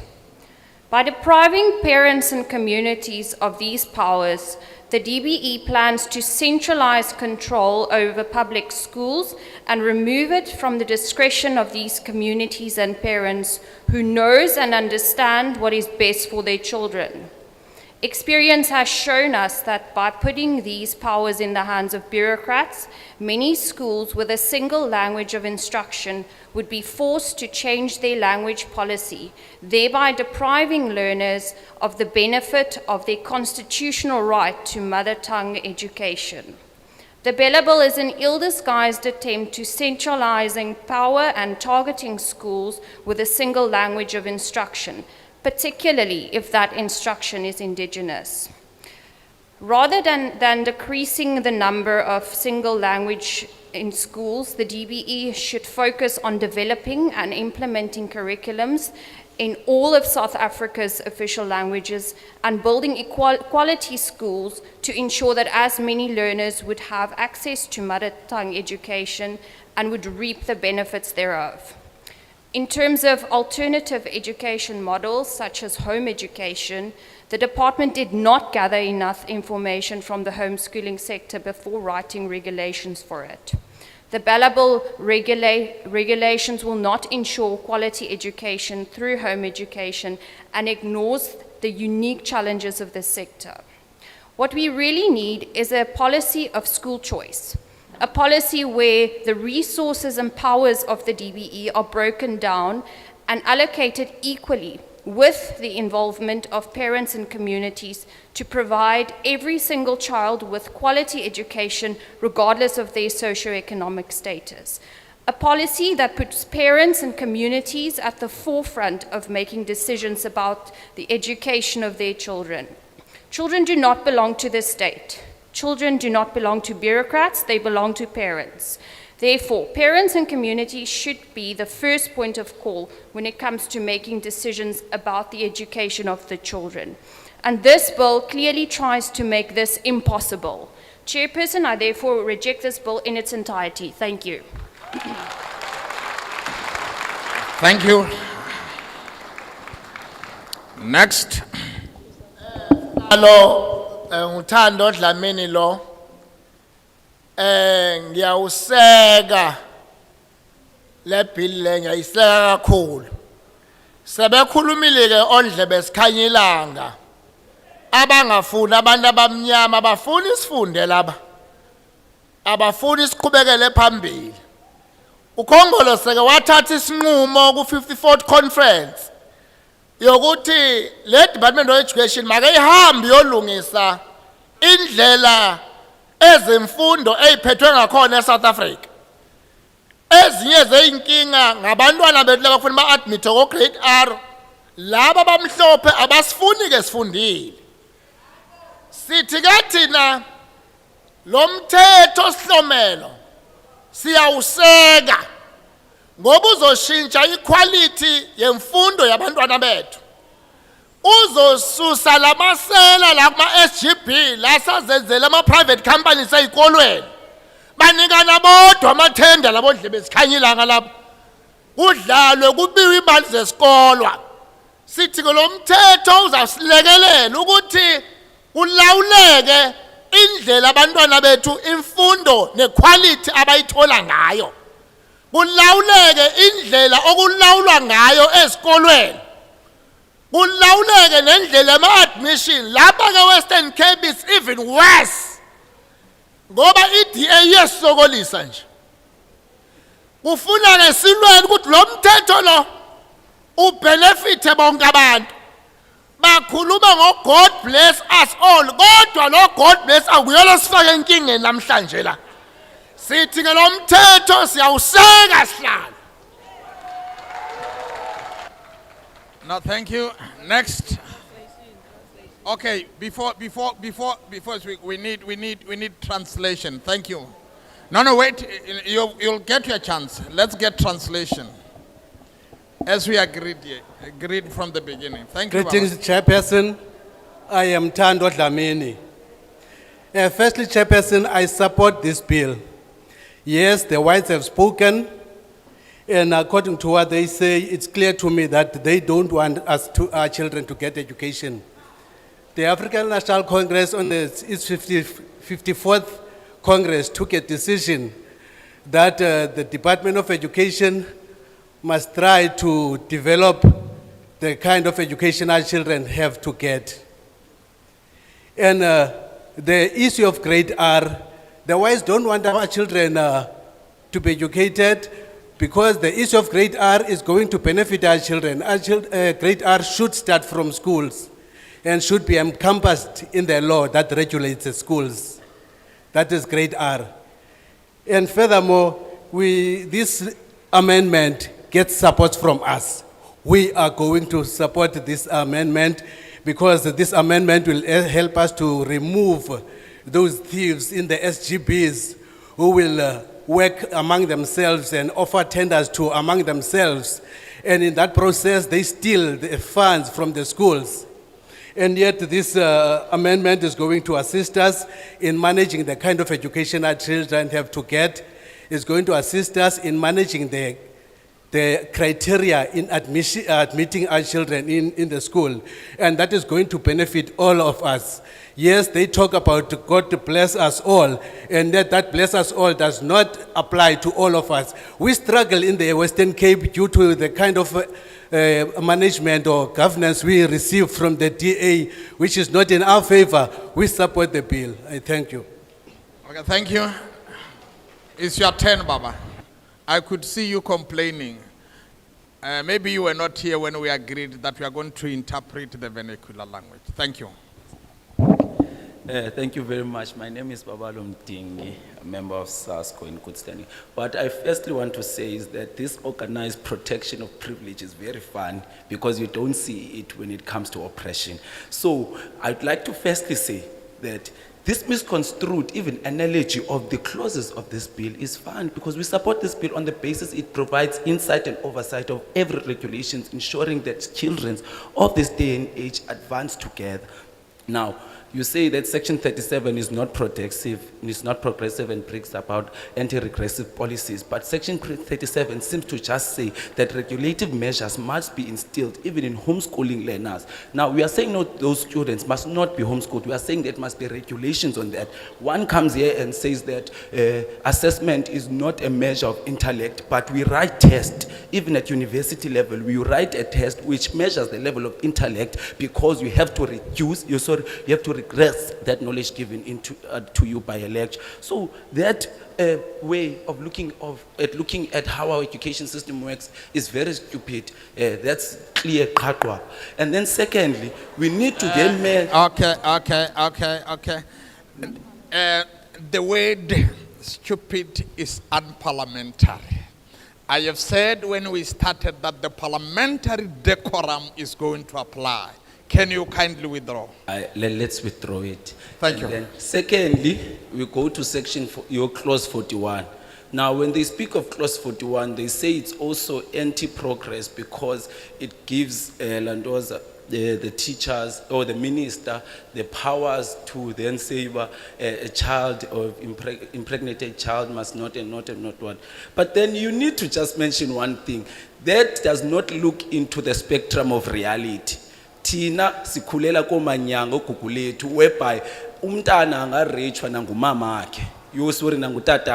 Now, if you are not going to open the child to options that are academically proven to be viable for that child to access, then what are we saying? The reason that today we have a policy that protects the LGBTQIAP plus community is because we went to the ground, spoke on academic matters that affected the community, and had a professional view that the community does not come as just willy-willy, but comes from a psychological understanding that entrenches those people to be part of the broader community in its access. So, Section 41 seems to say that a young child, educated decision must be made to ensure she is protected within the constitutional abilities of this country. One says that we have a forward-looking Landoza constitution, but is it rightfully practiced? So we need to ensure that the practice of our constitutionality does not become one of privilege, but becomes one of decorum that is centralized at ensuring that the majority rules. Thank you. Thank you. I'm taking the... I want to clarify, as the witness spoke, there is a section where the witness used isiXhosa, and only to interpret that part meant that the witness said we grew up at Gugulethu, and here at Gugulethu, you could even meet with occasions where a child could even be raped by that particular child's own parent. That's the only part that the witness said. Thank you. Thank you very much. The second round from my left.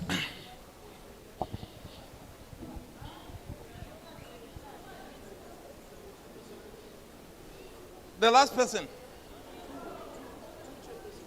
Okay. I've got enough energy, that's why. And Sure. okay, you're welcome. Thank you. Honourable Chair, honourable members, my name is Christine van Rienen and I reject the Bella Bill on the grounds of clause 37, 8 and 41.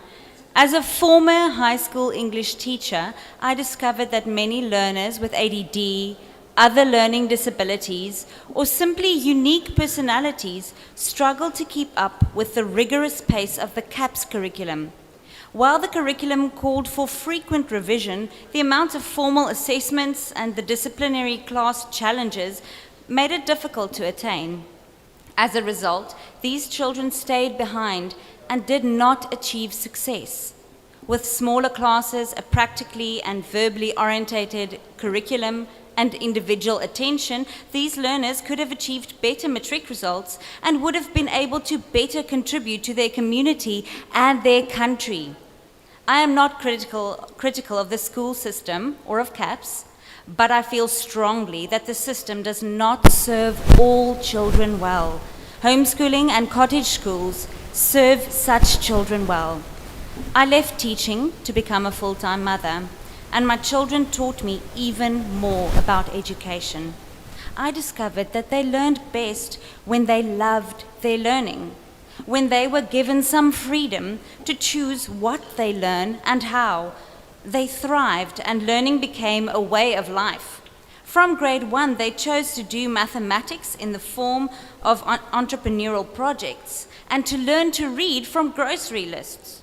These learning experiences involved them in meaningful tasks and made them feel empowered and inspired them.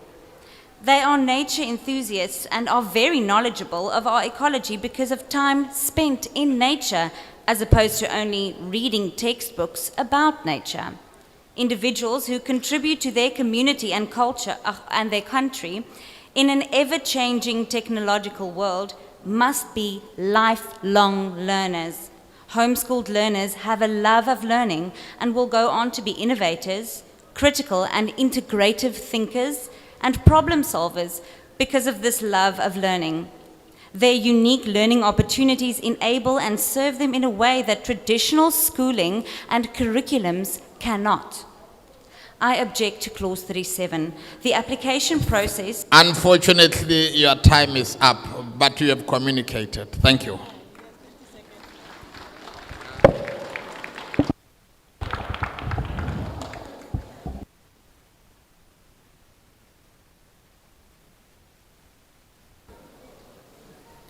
Honourable Chair, honourable members, thank you for the opportunity to comment on this very important matter. My name is Saneli van Niekerk and I reject the Bella Bill in its totality as it undermines the democratic freedom of children and parents. I will comment specifically on clause 37. We are a homeschooling family passionate about quality education, critical thinking and making a positive contribution to society. Home education has had such a positive impact on our whole family. Both parents are involved in the educational process. My children have all realized the importance of a quality education and are therefore intrinsically motivated to want to learn. Our home education focuses on the 21st century skills that our children will need to function in the workplace. My children have already excelled and distinguished themselves in this approach. Forcing them to be subjected to a CAPS-aligned, standardized assessment will not only hinder their current learning, but will also prohibit them from contributing positively to our society and our economy as adults.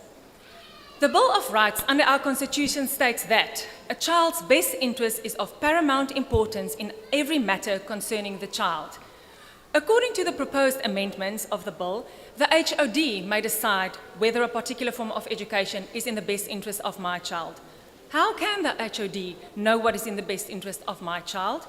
I do not believe and will never be convinced that this is the state's intention for my child more than what it is mine. As a parent, I will work and fight harder for my children's best interest than any member of state ever will. I am also the best and only authority on what those interests are, knowing my children intimately, anticipating their needs.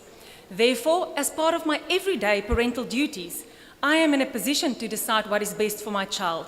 I do not need to ask permission, and no one should be able to overrule this decision. A notification of home education intent should suffice. Giving the HOD that kind of decision-making power undermines my children's constitutional right of freedom, as well as my parental responsibility to care for my child, as mentioned in the Children's Act. I urge this committee to allow us as parents to lawfully educate our children, while ensuring that our children's best interests are always the priority. Let us take hands in uplifting our society instead of dragging it down even further by taking away our responsibility as parents, and in so doing, placing an extra demand on the already overburdened resources of the public school system. This will ensure a rich and well-educated society where our children, the future, can flourish. Nelson Mandela said, "There can be no keener revelation of a society's soul than the way in which it treats its children." Thank you for considering my submission, and God bless you. Thank you.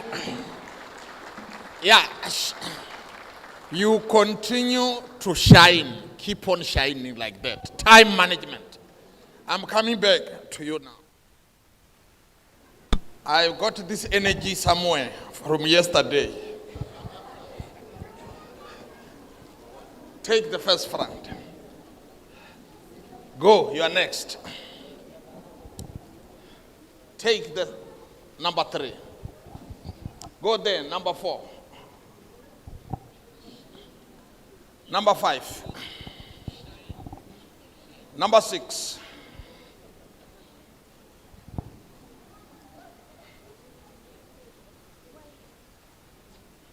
Yeah, because the wife and the child are pointing at their father. Go, otherwise you'll be in trouble. Yeah, go. Your number next. Let me finish with my left.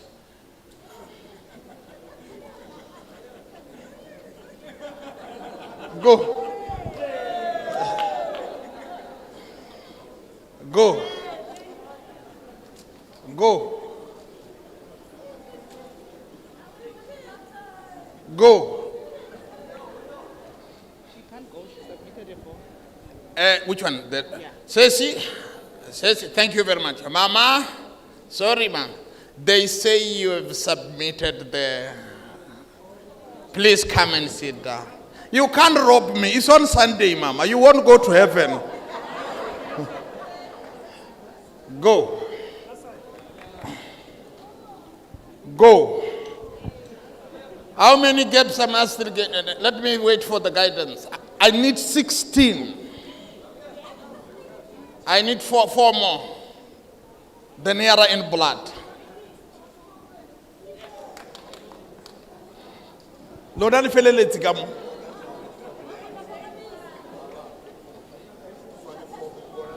I'm funny for my yakwe. How many?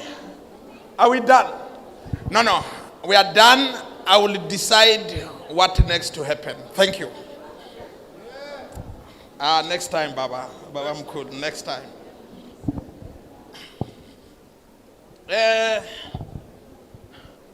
Vutimlilo, Baba.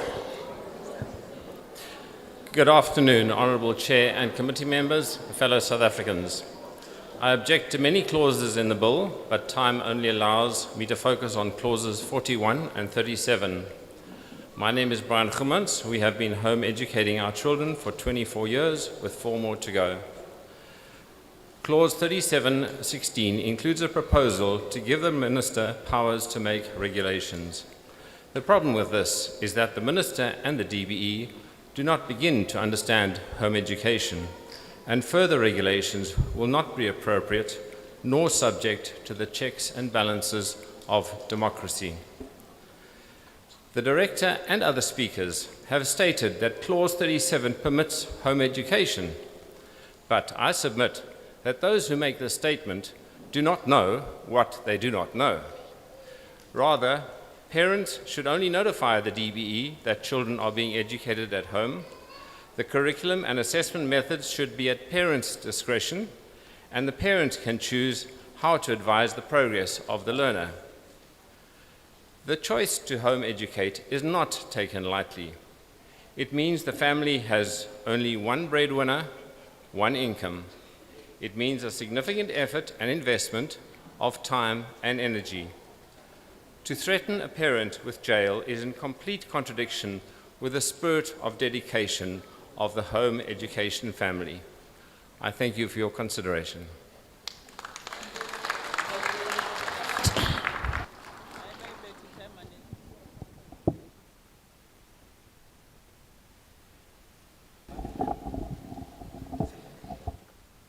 Honorable Chairperson, members, South Africans, I greet you all. Let me put clearly that I support the bill first, but with concerns and the recommendations that I do have. Looking at Section 27, closure of schools. Not forgetting that we've got a poor literacy rate in our country. Closure of the schools, my recommendation will be going forward and think of redesigning, redressing, and retrain, especially the unemployed youth, as to empower them and make sure that they are equipped with skills as to be able to be marketable and add value into the economy of this country. Moreover, to eliminate an alarming cohesion, social cohesion in our country. Thinking of the state assets that are there, as it being stated, that they can be donated. The state assets, the resources that are there, can also be refurnished as to ensure that our youth, I should think the primary here, it's all about the youth, not to close the existing schools, than rethinking out of a box how can they be effectively utilized? Thank you. Thank you. Next.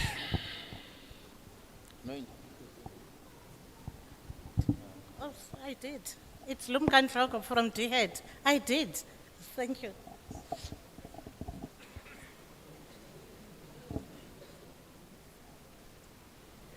Honourable Chair, honourable members, my name is Beth Griffiths and I reject the Bella Bill, specifically clauses 37 and 41.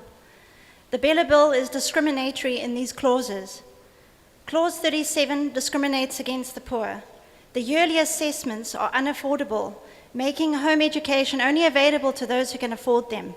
My family would not be able to afford this, nor could we reinvest in curriculum compliant with clause 37.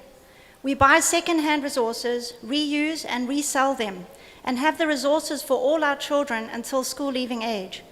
There are homeschoolers who have money for extensive learning opportunities, but we are not one of them. As in the school system, some afford expensive choices and others don't. Please consider those who will not manage financially without home education. Clause 37 advantages those who can afford its requirements, but discriminates against the poor. Both clauses 37 and 41 discriminate against parents. Registering may disqualify me as a parent because I do not have a degree and can't comply with registration criteria. Yet I have successfully taught many subjects without a qualification. In other responsibilities, parents don't have to satisfy anyone that they are equipped. They are assumed to be competent unless proven otherwise. The heavy penalties of imprisonment for parents who cannot comply with Clause 37 contradicts the Children's Act, which states that the degree of commitment the parent has shown towards the child should be taken into account. Clause 41 also discriminates against parents by silently claiming pregnancy and abortion a part of education while excluding parental engagement. However, a teenage pregnancy is of parental concern. The Children's Act defines care in relation to the child as, I quote, protecting the child from physical, emotional or moral harm. Thereby, Clause 41 discriminates against parents caring for their children. Lastly, the bill discriminates against children. Clause 37 defines a child's success or failure through assessments and testing and by judging them on grade levels rather than personal growth. The penalty of imprisonment for both parents who cannot comply with Clause 37 discriminates against children by removing the security of their family structure. According to the Children's Act, children cannot function well in isolation from their families. Therefore, this imprisonment will impact the child's physical and emotional well-being. If you let this amendment bill pass, you will be discriminating against the poor, against parents, and against children. Please consider the best interests of the children of South Africa. Thank you. Thank you. Next. Good afternoon, Honourable Chairperson and members of the Portfolio Committee. My name is Ingrid Lucas. I'm a qualified foundation-based teacher. And this afternoon, I want to speak around grade R and the clauses affecting grade R. I rise then to speak about clause 2, which seeks to amend the SASSA. We are in support that the section be amended, that then would provide attendance, compulsory attendance for grade R learners into our schools. And I think this is long overdue in terms of the challenges that we've been facing in the foundation phase particularly. And this would give access to the most vulnerable of learners in communities. However, we recommend that the EEA must be amended in line with the amendments to ensure that grade R teachers are employed in terms of the EEA and that provision is made in the education budget and the PPNA be included to include grade R educators. At the moment, the educators are vulnerable and feel that they are not valued in the system.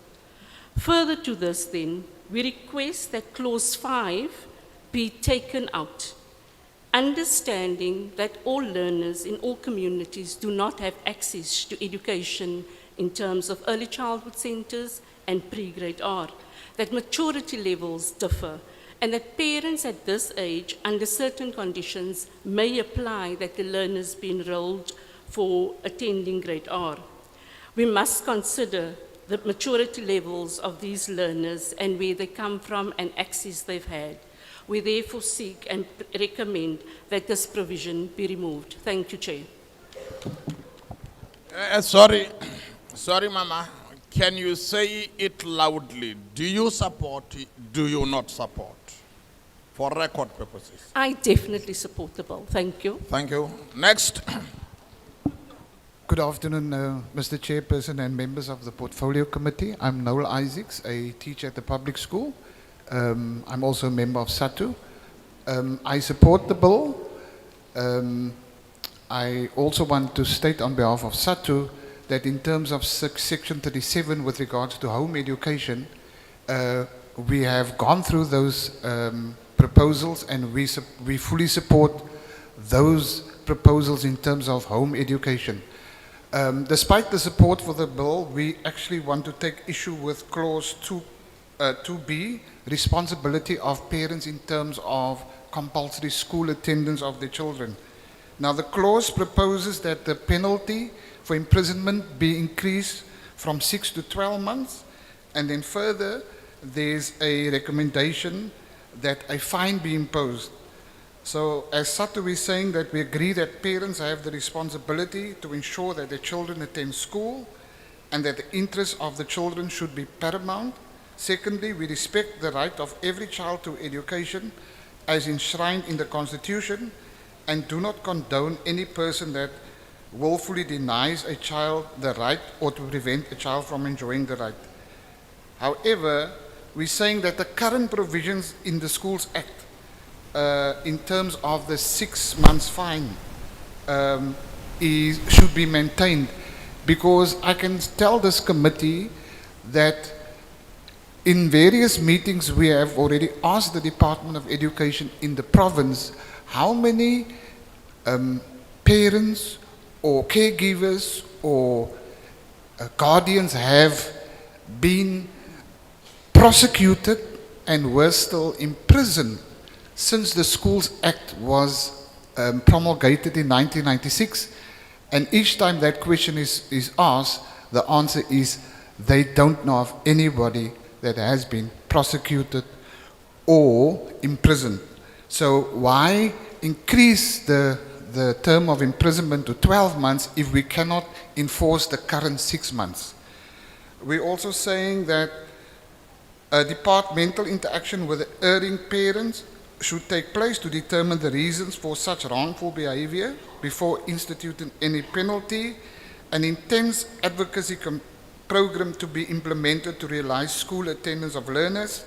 And we're also saying that obviously the schools worst affected by non-attendance are schools in poor and working class communities, and the Department of Basic Education or the government must consider appointing truancy officers at those schools to follow up the poor attendance. I thank you.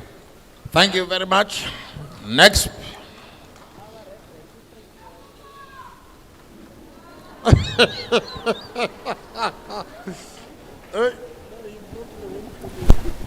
Henda, Abshey, Dumelang, Mulweni. Good day. To the wonderful people of Gugulethu, thank you for hosting us white guys from all over. And we want to thank you for taking the time to listen to parents, and SATU for joining us and listening to that as well. Firstly, my name is Stephanus Vivier, and as a parent of 4, soon to be 5 homeschool children, we reject the Bella Bill in its entirety. We would like to ask that this committee engage wholeheartedly with the homeschooling community. Have a look at what we do. So I know that you are a principal. Our intention is to see our children strive. And when I say our children, I mean the children of South Africa, regardless of color, regardless of economic sector. We love our children. And we would like to see our country succeed in everything that we do. The best way that we can do this is through education. Please help us embrace the ability to teach our own children in the best way that we as parents see possible by revisiting this bill in its entirety. And I appreciate there's a lot more in this than just concerning homeschools and SGBs, but please revisit this bill. It is not suitable as is. I thank you, and I thank you for the work that you do. Thank you, and thank you very much. Next.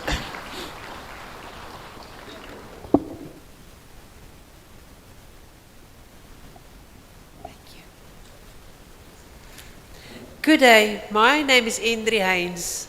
I reject the Bella Bill, especially clause 37 and 41. Best interest of the learner is mentioned in section 51. The head of the department is not in the same position as a parent to determine what is in the best interest of the learner. I, as a parent, have the unique understanding of my children's weaknesses, interests, and learning styles. I am in a better position to choose the education that is best interest of my children. The bill adds the requirement for assessment from a competent assessor. A competent assessor is defined as a qualified educator registered with SACE. If a child-led approach is in the best interest of my child, then how would a competent assessor measure learning? The HOD does not know my children. Section 51 states, the minister may make regulations relating to the registration for and the administration of home education. This further begs the question, if it's really in the best interest of individual learners, the MEC could decide that any program is unacceptable regardless of the child. The regulations can even include compulsory subjects which may not be in the best interest of the individual learner. I was diagnosed with ADHD as a child and was forced to follow the curriculum and exams and compulsory subjects. As with most children with this disorder, I was put on medication. I failed to thrive even though I have an IQ that is in the 5th percentile of the population. I was bored and was even told by the school education psychologist that I'm the most clever dumb child he has ever seen. Fast forward to my children. They have never been put on medication, neither have they been diagnosed. We all know ADHD can be hereditary. To me, they are just busy children who sometimes need to learn outside and sometimes under a table. They are thriving. My oldest are studying for IGCSE and are doing a fantastic job. My second does a way more free education path. They all have the freedom to explore their own interests and to focus on their individual strengths, especially in primary school. And even now, if we have to change the subject, we drop it immediately and change our path. Does clause 37 cover their best interests? Would the HOD or MEC or assessor be able to assess their learning in comparison to the same age peers? The answer is not at all. The learner has the right to have an education that is in their individual best interests, and clause 37 infringes on those rights. The Word of God says, parents, teach your children in Ephesians 6 verse 4, and I want the freedom to do so. Cost for assessments, invasion of home and assessments not aligned with the home education is a problem. The bill does not correlate with the practice and reality of home education. Bill needs to be clearly worded with no chance of conflicting interpretation. I thank you. Thank you very much. Next.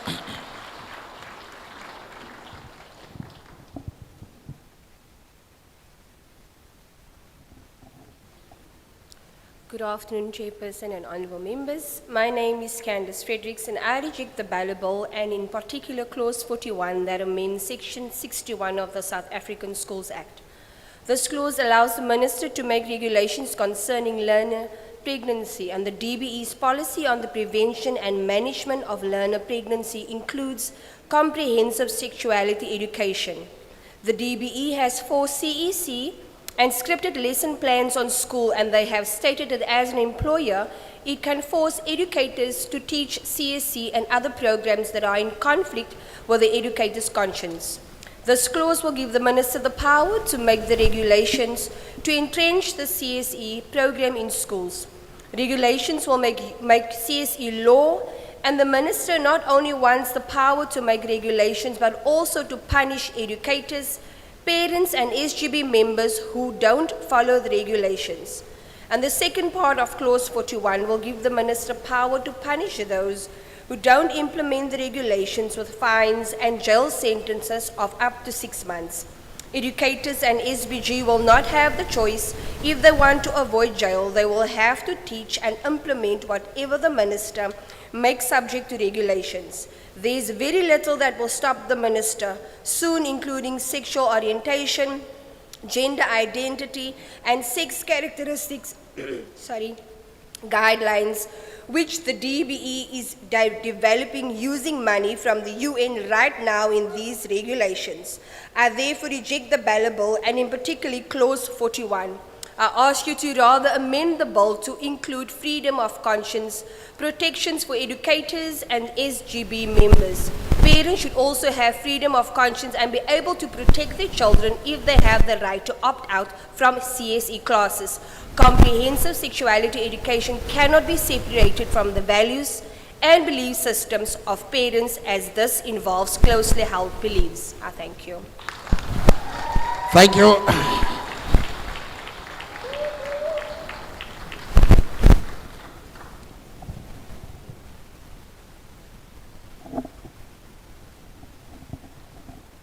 Thank you very much, Honourable Chair and members, as well as our fellow South Africans. My name is Jonathan Haller, and I reject the Bella Bill.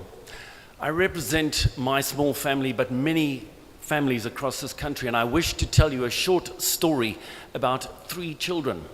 One of them, growing up as a family of 6, had learning disabilities from an early age, but didn't realize it, didn't have the assistance, didn't excel much academically, never went and studied beyond high school, and eventually found their way in a path of employment and so forth. The other child, incredibly academically excellent, went and studied further, achieved great things, is now the vice president of a company, a multinational company. And then the third child, for 6 years, in a public school environment, a special needs public school environment. And this little child couldn't write her first name, 4 letters, ILSA. 6 years, ladies and gentlemen, in a public school environment, in a special needs environment. That child was then removed from that environment and placed in a situation where it's one-on-one teaching. She can now write her first name, she can write her surname. She has some basic understanding of what the numbers 1 through 6 actually mean, as opposed to just saying a rhyme. She's starting to engage the world in a new way. Her levels of aggression are lower, but she still is diagnosed as being on the autism spectrum. She's still seen as severely intellectually behind. 11 years is her age, but in reality, she often acts more like a 2 or 3-year-old. I'm the father of that little girl, and I know that if this bill were to be passed, I could possibly be sent to prison because my child doesn't go to a public school. So I ask you from the depths of my heart, ladies and gentlemen, would you please seriously reconsider this bill for my sake, but most importantly for the future generations. I thank you. Thank you. Next.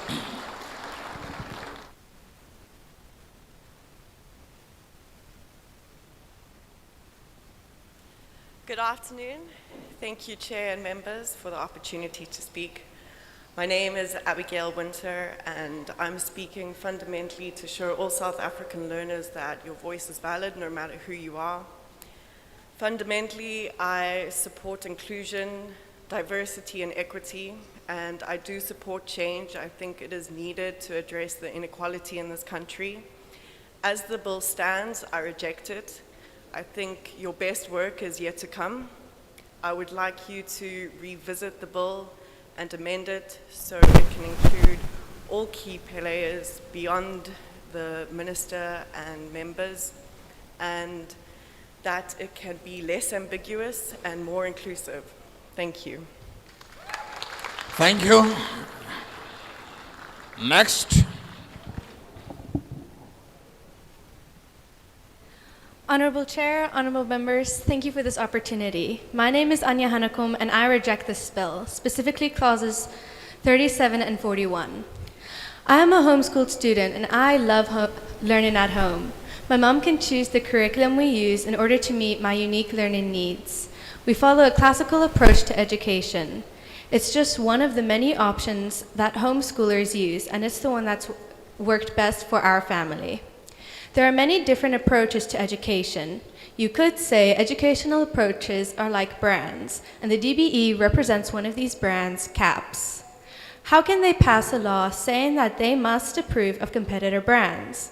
It's like a track shoe company insisting that everyone use their brand of shoes, but I play tennis.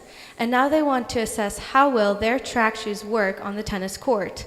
It doesn't make sense for shoes, and it doesn't make sense in education either. If the gentleman from the DBE truly means what he says, that we will continue to be free to choose the curriculum that works best for us, then there should be a clause protecting freedom of curriculum, and that any assessment has to be according to that approach. Homeschooling parents consider many things when purchasing curriculum, but especially the unique needs of their child. By forcing us to align with or assess according to their brand of curriculum, the DBE takes away my parents' ability to choose what brand actually works best for me. That's not in my best interest. How can the DBE say my parents must ask permission to decide what's best for me? It's my right, according to the Children's Act, to their parental care. If the DBE doesn't mean that we must ask permission, then it should be clearly stated in the bill that they are only asking for a notification. For the government to introduce any sort of regulation to home education, they need to first understand how it works. We are not all track stars. We don't all want what they are trying to sell. I would also like to reject clause 41 that makes way for children as young as 12 to have an abortion. I'm 13. I can't imagine being pregnant, but I'm sure I'd be scared and desperate for my parents not to find out. That's probably what I would want, but I know it's not what I would need. The Children's Act knows it too, which is why I protected my right to parental care. In that situation, I would need my parents desperately. The Minister of Education should not be the one making decisions regarding my reproductive health. This clause is not in the best interest of the child. Thank you. Thank you, and thank you very much. Next.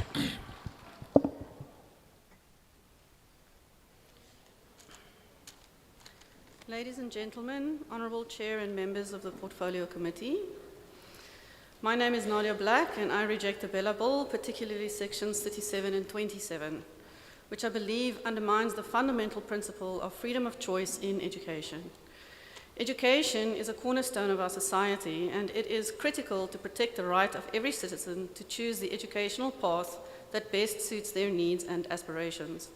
Sections 37 and 27 of the bill in its current form threatens to limit this freedom by imposing undue restrictions and diminishing the variety of educational options available to all our communities. The Freedom Charter reminds us that every South African has the right to education. It emphasizes, and I quote, "Everyone has the right to equal opportunities in education." However, Section 37 of the bill threatens to erode this fundamental principle, specifically by imposing stringent registration requirements on home education. This provision is unnecessary, lacks a solid basis in social and economic impact assessments, and can easily be replaced by a notification system with contingent oversight. As for curriculum choice, Mr. Ndlebe from the DBE regularly states that the bill will not impose caps on homeschoolers. I therefore call for a clause protecting freedom of curriculum or approach, and that any assessments to be done must be according to that approach. Let us uphold the values of unity and freedom enshrined in the Freedom Charter. Instead of imposing unnecessary restrictions, let us focus on creating an inclusive and diverse educational landscape that supports the freedom of choice and benefits of our society at large. Thank you for your attention and consideration. Thank you, and thank you very much, Ma. Next.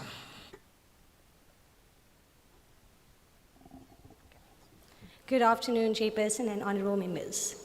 I reject the Bella Bill, and in particular Clause 41, that amends Section 61 of the South African Schools Act. This bill allows the minister to make regulations concerning learner pregnancy. Normally, the minister will make these regulations in terms of a policy. The DBE's policy on the prevention and management of learner pregnancy states that its purpose is to provide sexual reproductive health services to learners as young as 12. This can be done secretly. This can be done without parents or guardians knowing. This can be done without the consent of parents and even against their wishes. This DBE may claim that this is not how they will use these regulations and that this is not a school abortion bill. I then have 3 questions for the spokespeople of the DBE. Question 1, does this policy on the prevention and management of learner pregnancy in schools state on page 18, the objectives are to provide sexual reproductive health services, including access to effective contraceptive technologies in association with social sector partners to enable learners to make informed choices, avoid unintended pregnancies, or, as necessary, to obtain abortions? I want to stress, this does not say information, which would be bad enough, but it says services. The DBE is providing services. Question 2, does the Children's Act not allow children as young as 12 to obtain what is called medical treatment without parental consent? And is abortion not considered medical treatment by this government? Question 3, if your regulations on learner pregnancy are not going to be based on your policy on learner pregnancy, what are they going to be based on? I therefore call this, and will continue to call this, a school abortions bill, unless and until you, number 1, publish the draft regulations, number 2, say who is writing these regulations, 3, include people of faith from all groups in task team writing the regulations, 4, put the bill clauses relating to learner pregnancy so we can all know what is going on, and 5, exclude the bill and any regulations, any reference to abortion, termination of pregnancy, and contraception. I say stop the school abortions bill. I therefore reject the ballot bill. Thank you. Next.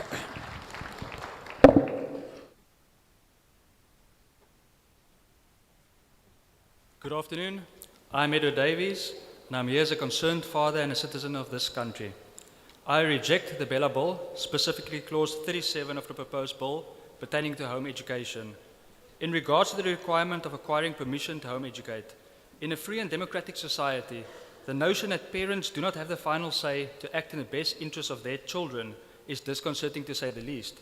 But while it's not only disturbing and reminiscent of the governmental overreach and centralization of the former Soviet Union and even the apartheid systems, it also infringes upon our rights as citizens of this country.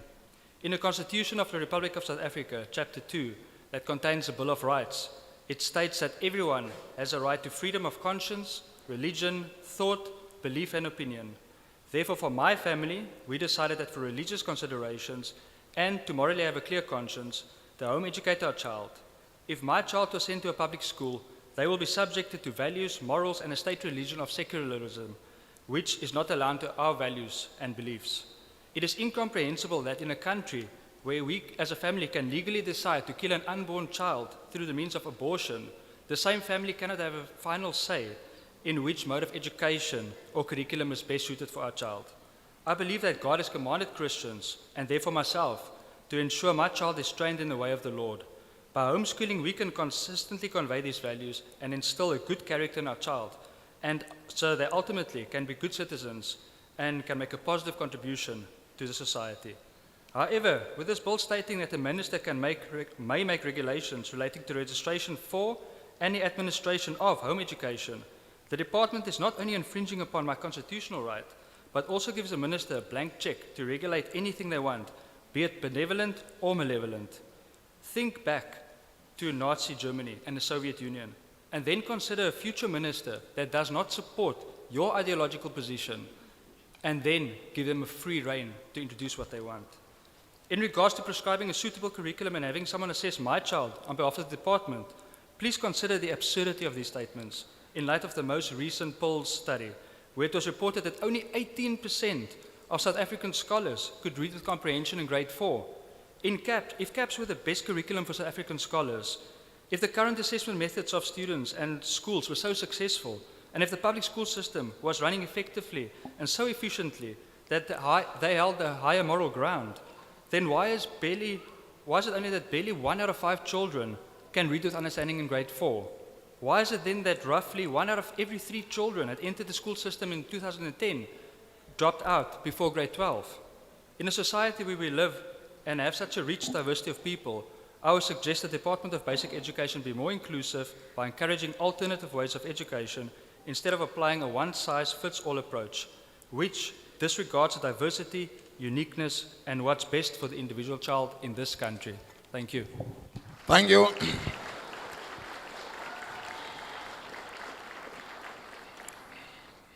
Next. Honorable Chair, honorable members, my name is Jennifer Honeycomb and I reject the Bella Bill, specifically clauses 37 and 41. I object to clause 41, which paves the way for children as young as 12 to be given an abortion without their parents' knowledge or consent. This clause can only benefit abusers who rape children and work to hide their crime. It is not in the best interest of our children. Regarding clause 37, I object to the process. Any regulation of home education would require meaningful engagement for a thorough understanding of what's being regulated. This has not happened, making the existing SIA report invalid regarding home education.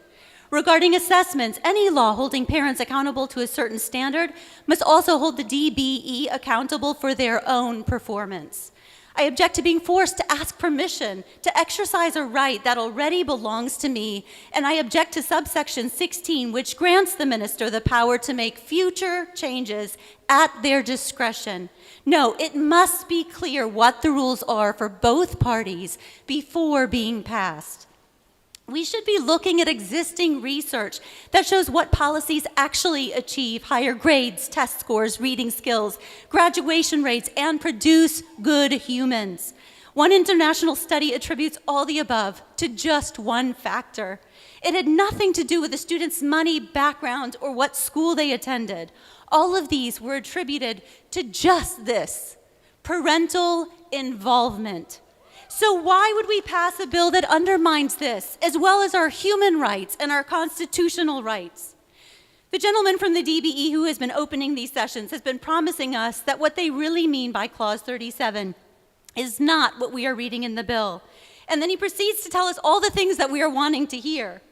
When my husband first told me all the sweet things I wanted to hear, he then put his money where he truly means what they say. Write that explicitly in the bill. They say all they need is notification and that we will continue to be free to choose our own curriculum, which doesn't need to be aligned to CAPS. Then please write that down. Remove assessments and home visits that aren't in the child's best interest and begin thoroughly researching how home education works. Research before regulation. That is what is in the best interest of our children. Thank you. Thank you.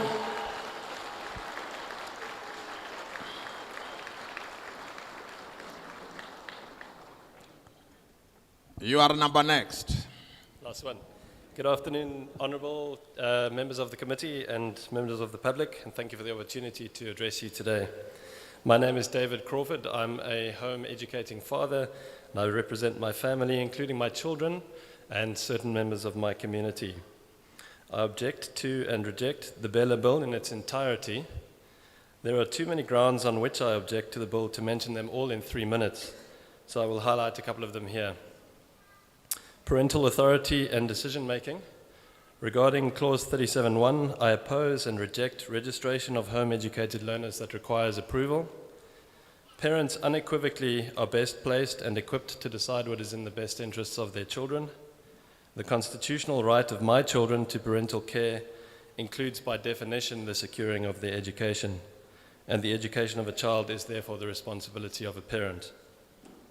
To place the ultimate decision in this regard in the hands of a head of department is in contravention of our Constitution and of the Universal Declaration of Human Rights. A head of department is no more equipped to decide what is in my child's best interests than I am to decide what is in your child's best interests. choice of curricula and the proposed standardized assessments, the requirement that a home education program must be, quote, comparable to the national curriculum, end quote, is problematic for various reasons. It's too broad and open to interpretation and will therefore not be consistently applied. It is in nature anti-competitive, as it will likely have the outcome of a monopoly for government-approved curricular suppliers. Most importantly, it will limit the choices and opportunities for home-educated learners, which will definitely not be in their best interests or promote learning and growth. The proposed manner of assessment is unfair to learners who follow a different approach, like continuous assessment in the form of immediate feedback. And the competent assessor, quote unquote, as defined by the bill, being a registered school teacher, will likely have little experience of the practicalities, methods, and materials of home education, and as such, the assessment will serve no beneficial outcome or purpose for either the learner or for the state. Finally, there's been no proper socio-economic impact assessment. The SEIA on the Bella Bill shows that the bill has no basis in research and does not meet its stated purpose. The SEIA is incomplete as it doesn't consider the most obvious consequence of cost, either to homeschooling families or to the state. Committee members, I ask you, will you pass or allow legislation to be passed that so clearly does not comply with the requirements of the Cabinet? Thank you for the opportunity to address you today, and may God give you wisdom in the fulfillment of your duties in this process. Thank you. Thank you, and thank you very much. You continue to perform. Time management. We rarely stop any of you. I need the last 16 this side. I'm afraid if I will ever come back there. Look at your watch. Oza. Hamba. You're number 2. You're number 4. You're number 5. You are number 6. Number 7. Number 8. Angiboni pila. Then, number 9. Number 10. Number 11. Let me try. I must balance my things. 11. Samai. 11, 12, 13, 14. Okay, Zamaya Luena, 15. Now I need the last and the lucky one. No, before I go, wait. Yeah, Mama Mfundis.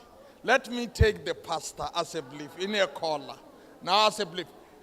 Okay, Hamba, you are number last. Yeah.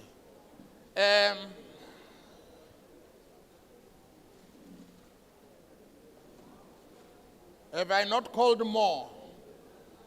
Please, those who did not get space and time, go to the front table, get a form, and complete the form as per the initial instructions. Are we okay? We are running short of 1 person. Do we need one?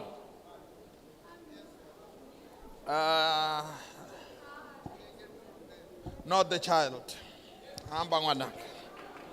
The child.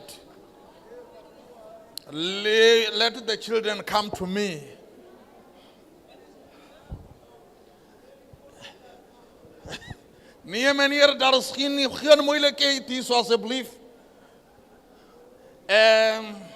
You are 16. Mama, fire on.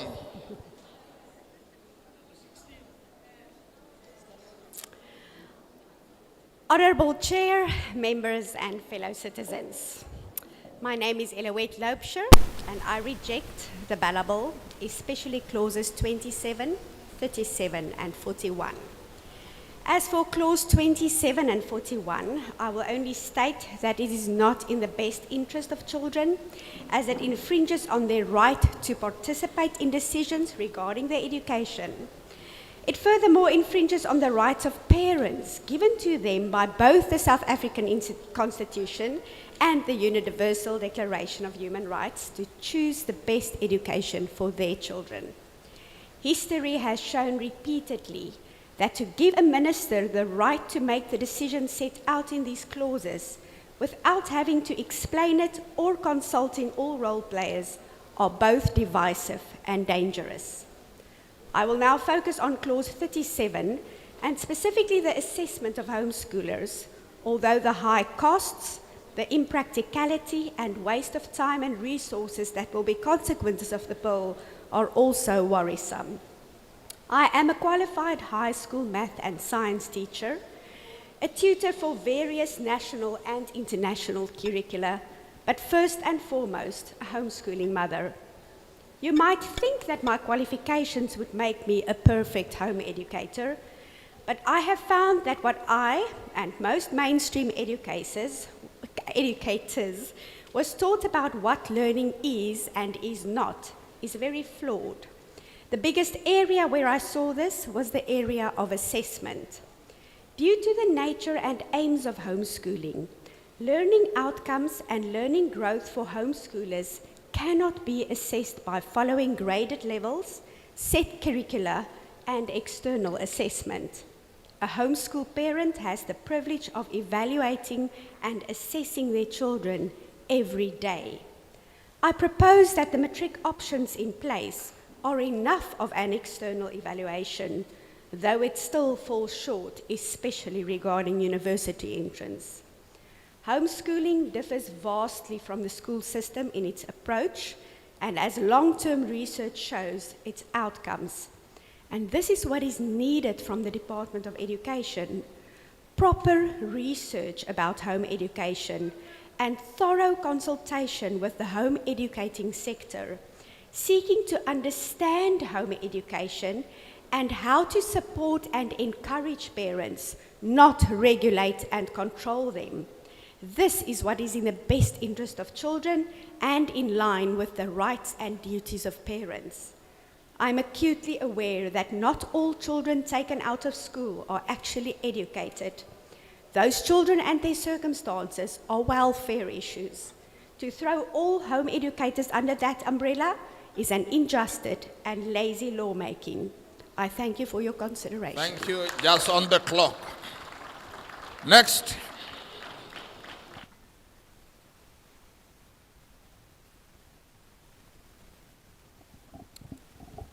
Good afternoon, Chairperson, and the portfolio members of the Portfolio Committee.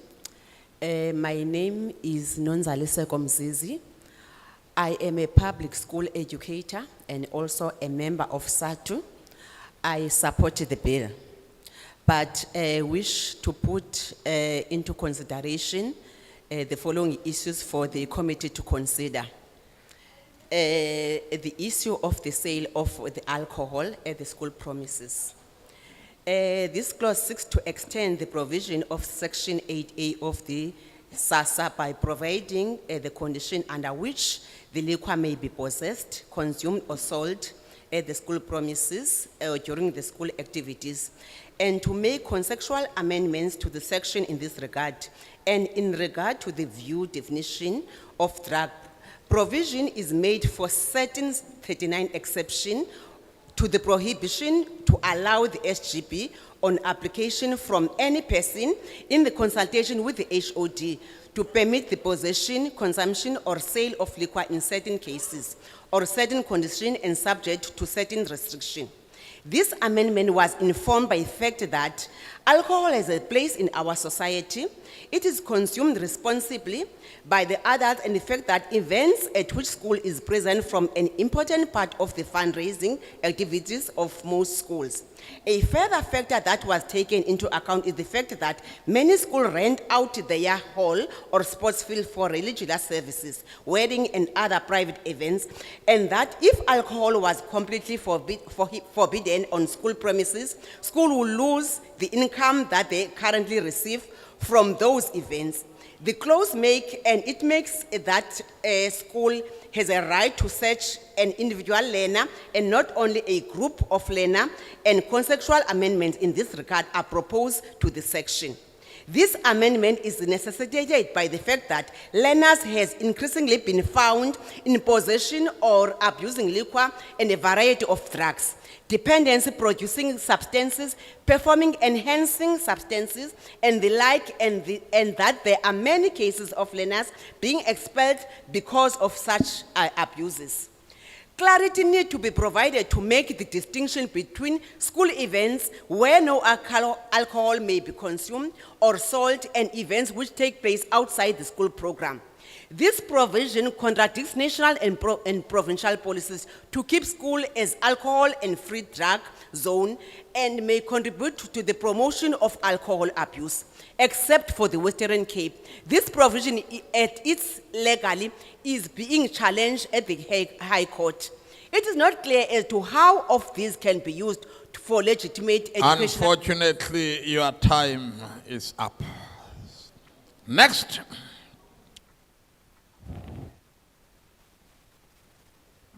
Hi, good day. My name is Graham Barnes. I'm an activist on the Cape Flats, so I actually want to greet you away. Anyway, yeah, as a person, I totally reject the Bella Bill.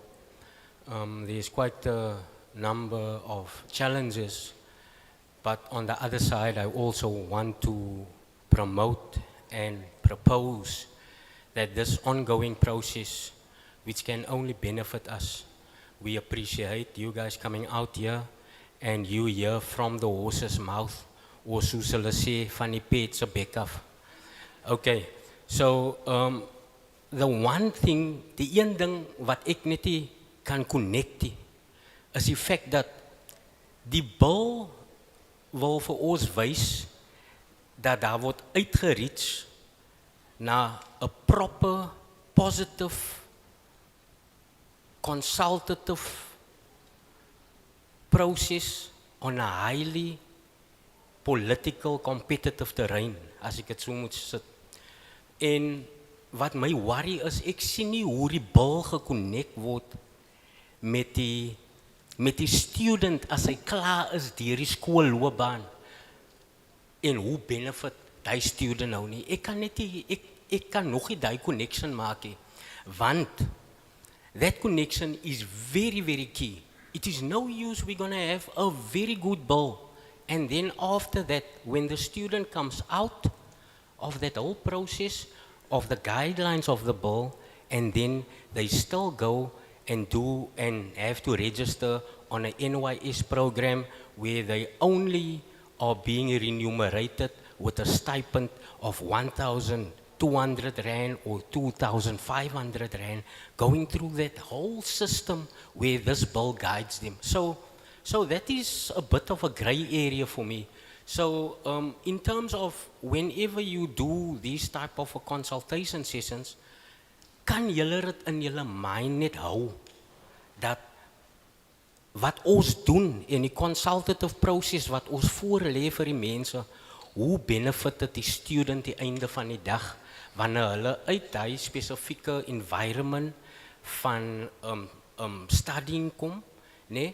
En dan my laaste ding wat ek net wil sê is, en ek wil eintlik gefokus het, because why 'n klompie mense het al gepraat al op 'n klompie sections, maar ek wil net voor ek stil gemaak word, wil ek net touch op die amendment van section 27.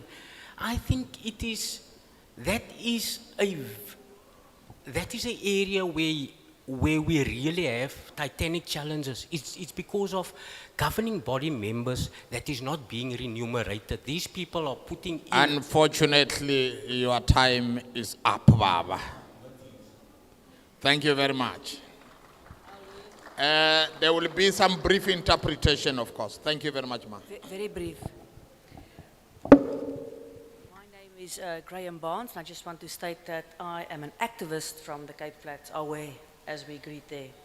I reject the bill, and I just one thing that I cannot quite connect yet. You know, as they say in the Cape Flats, the one thing that we can't get right when we go out to the people to consult them with this process is how does this Bella bill going to benefit the student when he or she leaves the school system? So this is all good and well to have this bill now, but as I'm asking you just to keep in mind, as to how this student will benefit when they leave the school system now as an adult. And then just one thing lastly, before you silence me now, I know my time is nearly up. So before you silence me, just want to know, and I want to touch on this clause 27, the amendment of the bill. Just keep in mind that that's also an issue. Thank you. Thank you very much.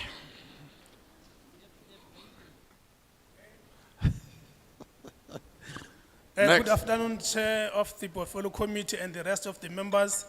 My name is Sipiwo Sivela, and I'm also an educator, a proudly SATU member. I support Bella Bill. I cannot reject a piece of a bill that is progressive as Bella Bill. Any country that worth its salt would definitely make sure that now it invests in the early childhood development. This bill seeks to ensure that now grade R is compulsory. And the research shows if we really target the early childhood development, we will never go wrong. So I support Bella Bill. We cannot be part of the rejectionists. As on this clause 4, learner admission, you can see that now the HOD features prominently there, and we are saying as much as the HOD features prominently there, we must make sure that now the capacity of the HOD meet this provision. Thank you very much. Thank you, Baba. Next. Good day, Chairperson and committee members. Thank you for availing yourselves to listen to the concerns of the public. My name is Deborah Joy Cullis, and my family and I reject the proposed Bella Bill. I'm a proud homeschool parent, and we have been home educating our daughter for the past 3 years. She has personally excelled in her progress, being home educated as we use the eclectic learning approach by following curriculums online and programs that have assisted in her learning style and development. Having the freedom of choosing a customized learning style have been a great advantage for her, as she could spend more time on the subject topics that she is interested in, allowing her work at her own pace. This approach has built her self-confidence, and she is more eager now to learn on her own than a forced single approach that she experienced in a mainstream school. Home education is a choice, and we all have been given the freedom of choice as human beings created by God as our creator.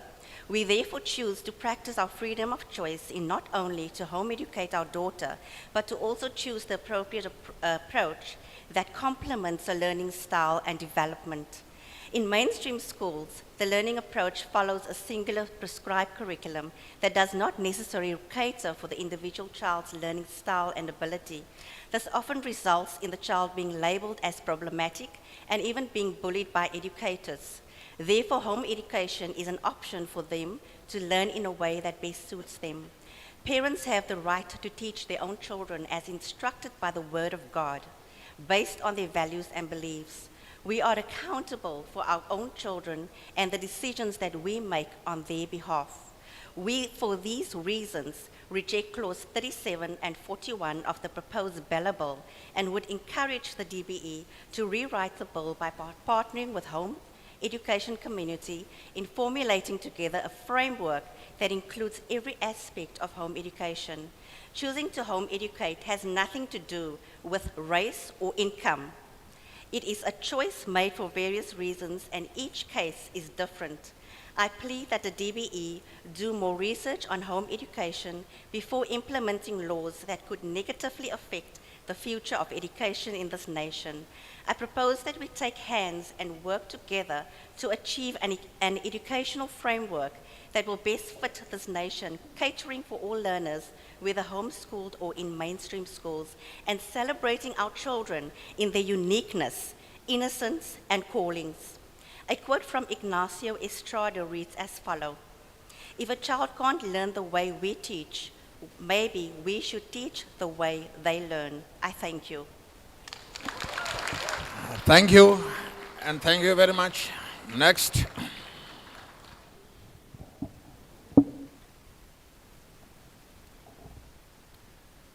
Dear members, I want to thank you for the opportunity to see democracy in action, and to our host, Gugulethu, thank you for hosting us. My name is Gerrit Coetzee, and I need to make it clear that I vehemently oppose the Bella Bill. It takes away my democratic right to choose what is in the best interest of my child in order to secure and safeguard teachers' jobs. I'm here to pick a fight, as most speakers before me are too polite to state the real reasons for wanting to push through the Bella Bill. SATU and other teachers' unions are in support of the bill to ensure that all South African children are exposed to the same levels of poor quality education that we sometimes find in many of our state schools. Quality education starts at home, and what I teach my child should not be dictated to me by the state, or else we are taking our education system back to the days of apartheid-endorsed education. Members, democracy in our country was and still is worth fighting for. Please ensure that we retain our democratic right to educate and expose our children to what we feel can benefit them most in the future. The future is unknown, and we are teaching our children for employment that is not yet known.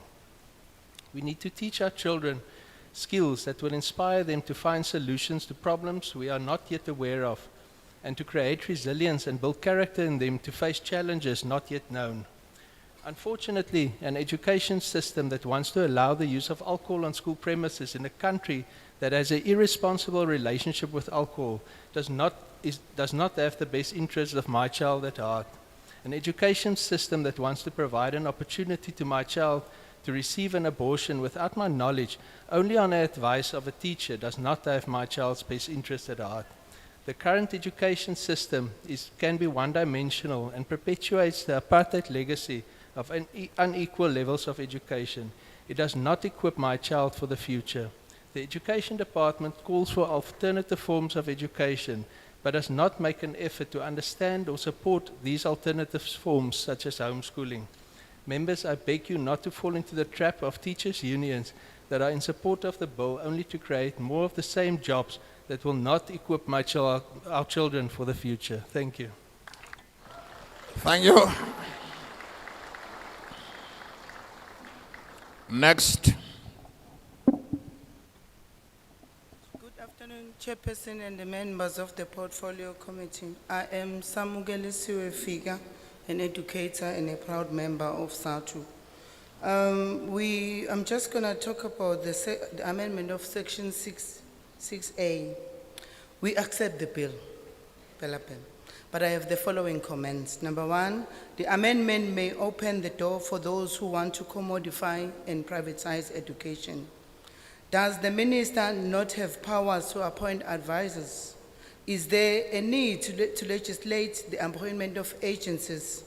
Appointment of advisors should be no way undermine or disregard the broader stakeholders' consultation, although it's normal practice that the minister may appoint people who advise in curriculum matters. It appears that the process becomes too technical and critical. Stakeholders only play a role of being consulted. Often the following consultation decision-making may simply ignore the input of those critical stakeholders, and important considerations are ignored, such as the impact of on education staff. And we also have the following recommendation after the comments. It is proposed that provision be made for stakeholders to be represented in any advisory body established by the minister, as this does not in any way present the conflicts of interest, even if the representative of critical stakeholders may be the representative of such an advisory body.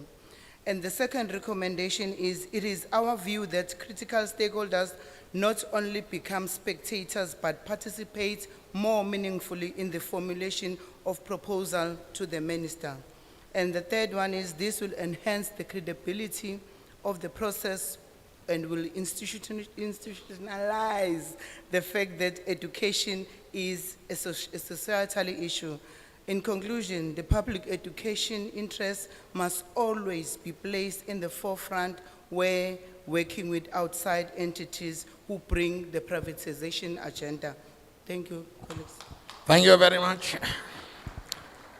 Next. Okay, thank you very much, Chair. My name is Longam Toto. I a activist member. I'm here to accept the bill. At the very same time, I want to put my recommendation through the curriculum of the system that is happening now. I want to put the bill that if ever we can put a licensed driving curriculum, if ever it can be, it would be very suitable for young people, because after you went out from grade 12, because there are things that comes, maybe you are applying for a job, but you can't qualify for that particular thing, because uba awukwazi ufumana umsebenzi kuba kuthiwa this particular thing you need a grade 12 wako.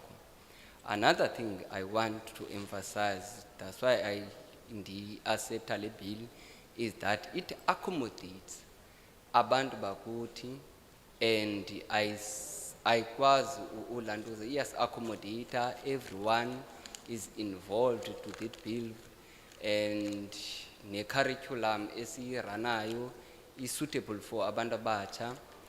Ndifuna ukuthi ke enye into endifuna uyithetha in the Department of the Education. If ever ezinye izinto we can't take it from the ground in ECD, ezinye izinto we can't implement it, because look here, if ever umntana umteacher into ethi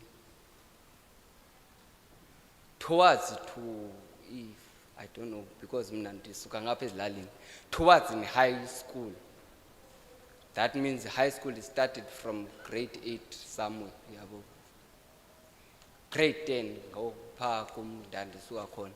So ithi khona umntana is whereby must choose ukuthi zeziphi i-subject angakwazi ukuthi after grade 12 can be qualified kwinto ayithile. If ever we can start ezinto at the basic level, uthi okay ke i-life science nale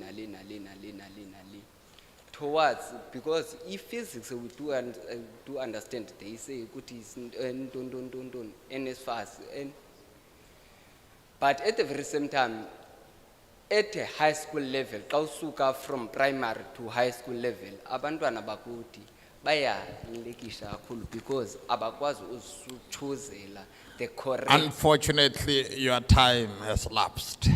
Thank you very much, son.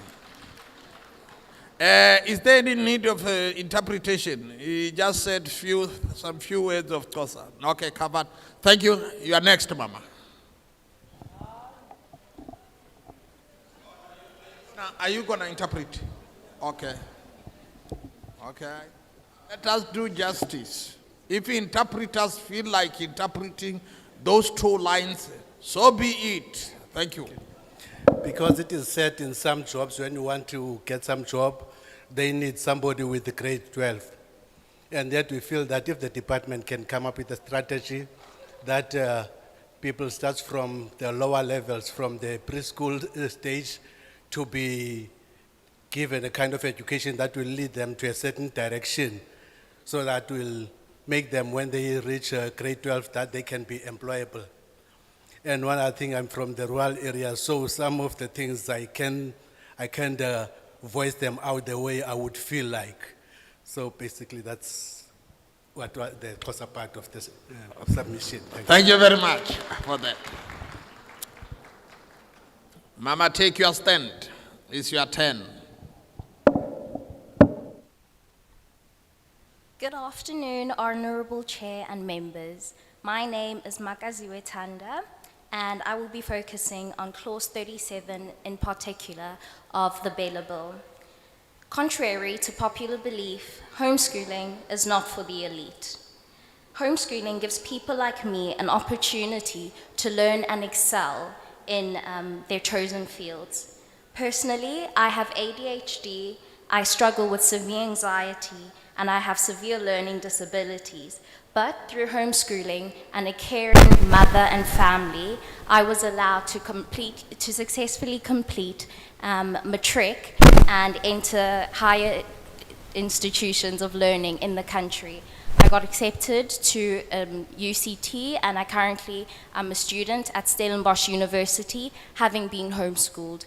I think most homeschoolers today will let you know that they are not in opposition of the government and what they want to regulate, but the regulation of it is the core problem of it. I oppose the clause 37 of the Bail Bill, and I think that it gives, I personally sorry, my anxiety is sparking up. I was exposed to many different curriculums. I have personally done CAPS. I have done IEB and various curriculum, and I believe that the regulation that will be imposed on homeschoolers by assessing them is a misplacement of resources. I think resources would better be used in understanding and researching homeschooling rather than just coming and imposing on students and trying to figure out if they are learning. I struggle with anxiety, but I get distinctions at university. It is not capable. It's not an indication of my intellectual capabilities. I struggle with tests, and at university I get disability assistance, but as a home scholar, that wouldn't, you'd be scared, I think, as a homeschooler, having people like DBE come into your home and test you in that way. It takes a lot of preparation, and that's why I oppose clause 37 of the Bail Bill. Thank you. Thank you.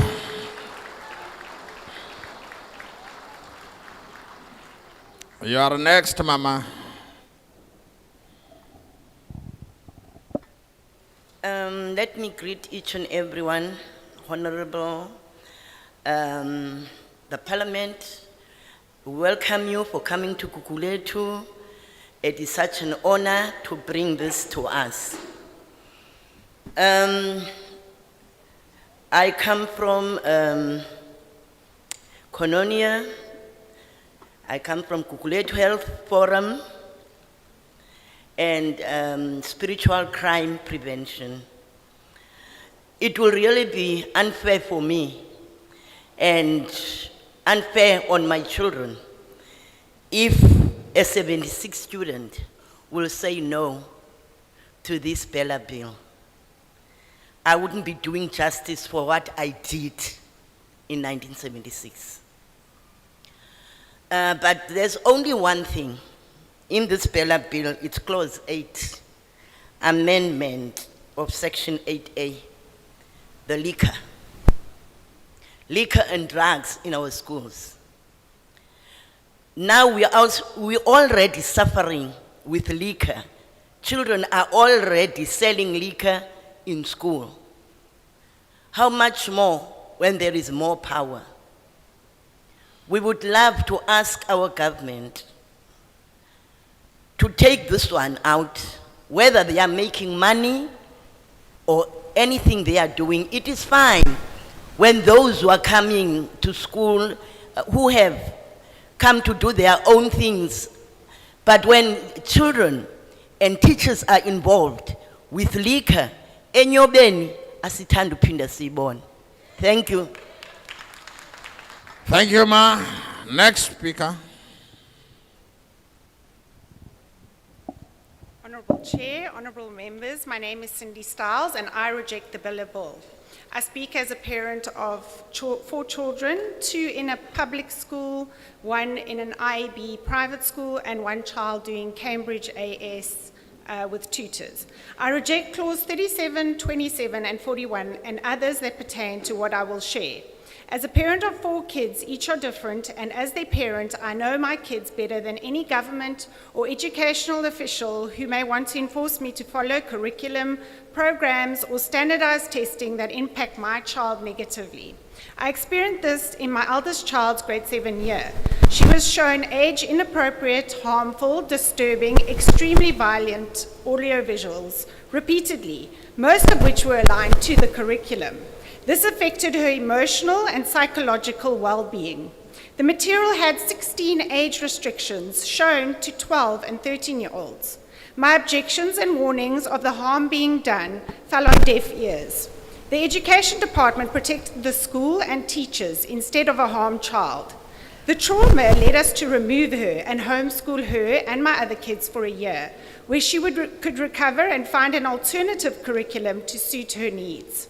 She chose Cambridge and has thrived here under. I cannot imagine, with what we went through, not having the freedom to choose an alternative or make choices in the best interest of our child, without the education department subscribing to us. There are many amazing curriculums, and the freedom of choice needs to be protected, as CAPS does not fit the learning style or interests of many kids. There is great joy and freedom in not having to object your child to a subject like life orientation, where the content of CSE and soon SOGI programs funded by UNESCO go against the morals and values of many families. The Bello Bill infringes on freedom of choice, criminalizing parents. Freedom of choice is a basic human right, and no official should be able to override parental rights. Variety truly is the spice of life. When kids don't thrive or are harmed, we must have the freedom to change without the control of added stress of the education department, as my child did. She is now in her final months of Cambridge ACE level, with the added depth it provides of critical thinking skills. Tutors, smaller learning centres and cottage schools and home ed must not be governed by the same rules as large schools. Independent schools must be protected for the valuable service they provide to those that need and want it without government interference. I reject giving the Minister the right to make future regulations and amendments as he sees fit to education. I thank you for your time and considerations, and for the educational, emotional, physical, and mental well-being and protection of the children of South Africa. Thank you. Thank you.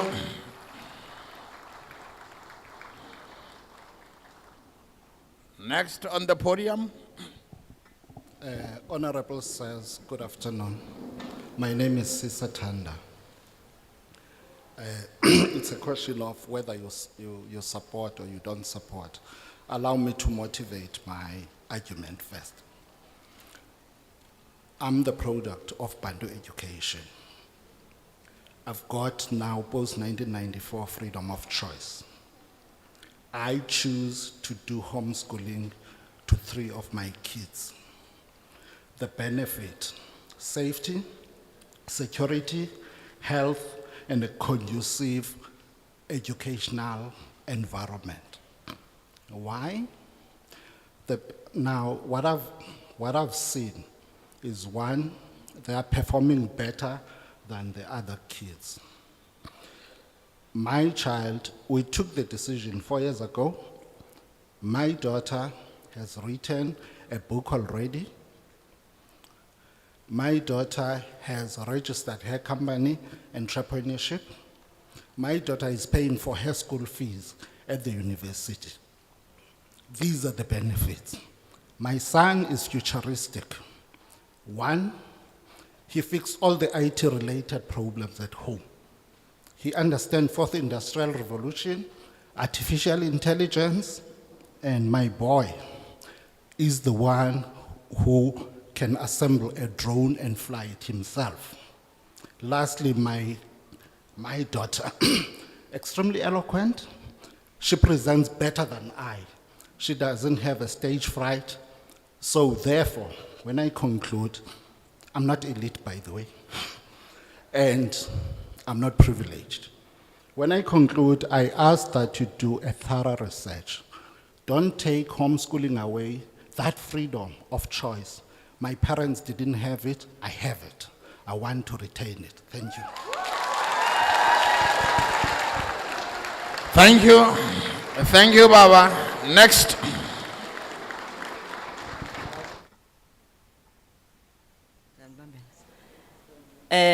Good afternoon. let me say, all protocol observed. My name is Nomvume Khalakhala, born and bred in Langa Township. I'm the former first deputy president of SAFTU, the South African Federation of Trade Unions. I'm a teacher by profession, and I'm working for the Department of Social Development, Western Cape Province. Mine is to just make you aware and just give an advice to say, as SAFTU, we have not received this invitation, and I'm happy that this gathering has been brought into our communities. It's a pity that I don't see the ministers of religion, everyone else, because we have a crisis in our schools. And parents do not have the skills how to handle their children now, the teenage pregnancies and everything.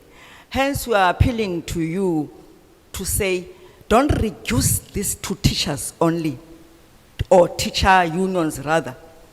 Let the federations, where all the affiliates are there, because affiliates are the working class, they are workers, they are parents as well. So it is my plea as I'm standing here that please let this be expanded and not reduced to teacher unions, so that everyone, the factories, people from the factories, from the mines, they can get the information so that we get to the bottom of it. We take this information now and take it back to all the affiliates, whether they are not teachers, but they are teachers because they are parents. Hence, the latter speaker here was saying homeschooling is very important. So it is my plea, and as I'm leaving here, I will leave the details of the General Secretary, Comrade Vavi, at the door so that you communicate directly with him. I have a very much interest. I can see my former principal was Idim Kize, who's now been taken away from Idim Kize, and I've not been following how the results were. But all in all, the situation in our schools, it's so terrible, but we, the teachers and the parents, together with the children, they survive. But it is our plea that, please, can we get that invitation? This is very important. I'm coming from... Unfortunately, but can you make matters very clear for this portfolio committee and the recording people?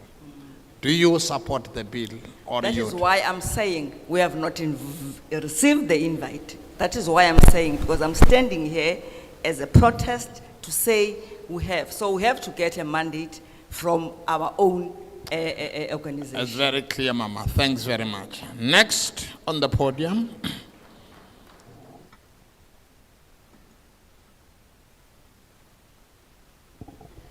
Distinguished Chair and esteemed committee members, I stand before you today as Honourable Neighbour Side Note, a dedicated home educator and proud parent of 3 remarkable children. With unwavering conviction, I firmly oppose the Bala Bill, particularly Clause 27, Clause 37, Clause 41, as they infringe upon our fundamental rights to undermine the future of our children. The public school system has regrettably failed my children, as it has countless others.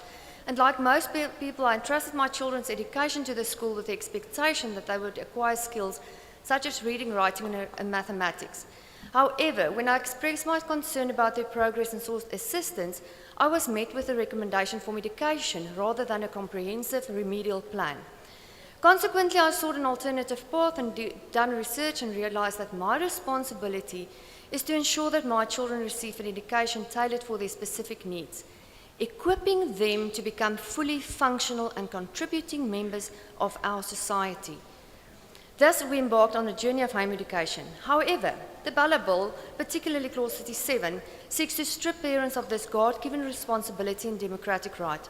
Imposing a singular curriculum upon the children disregards the diverse need and individuality of each learner.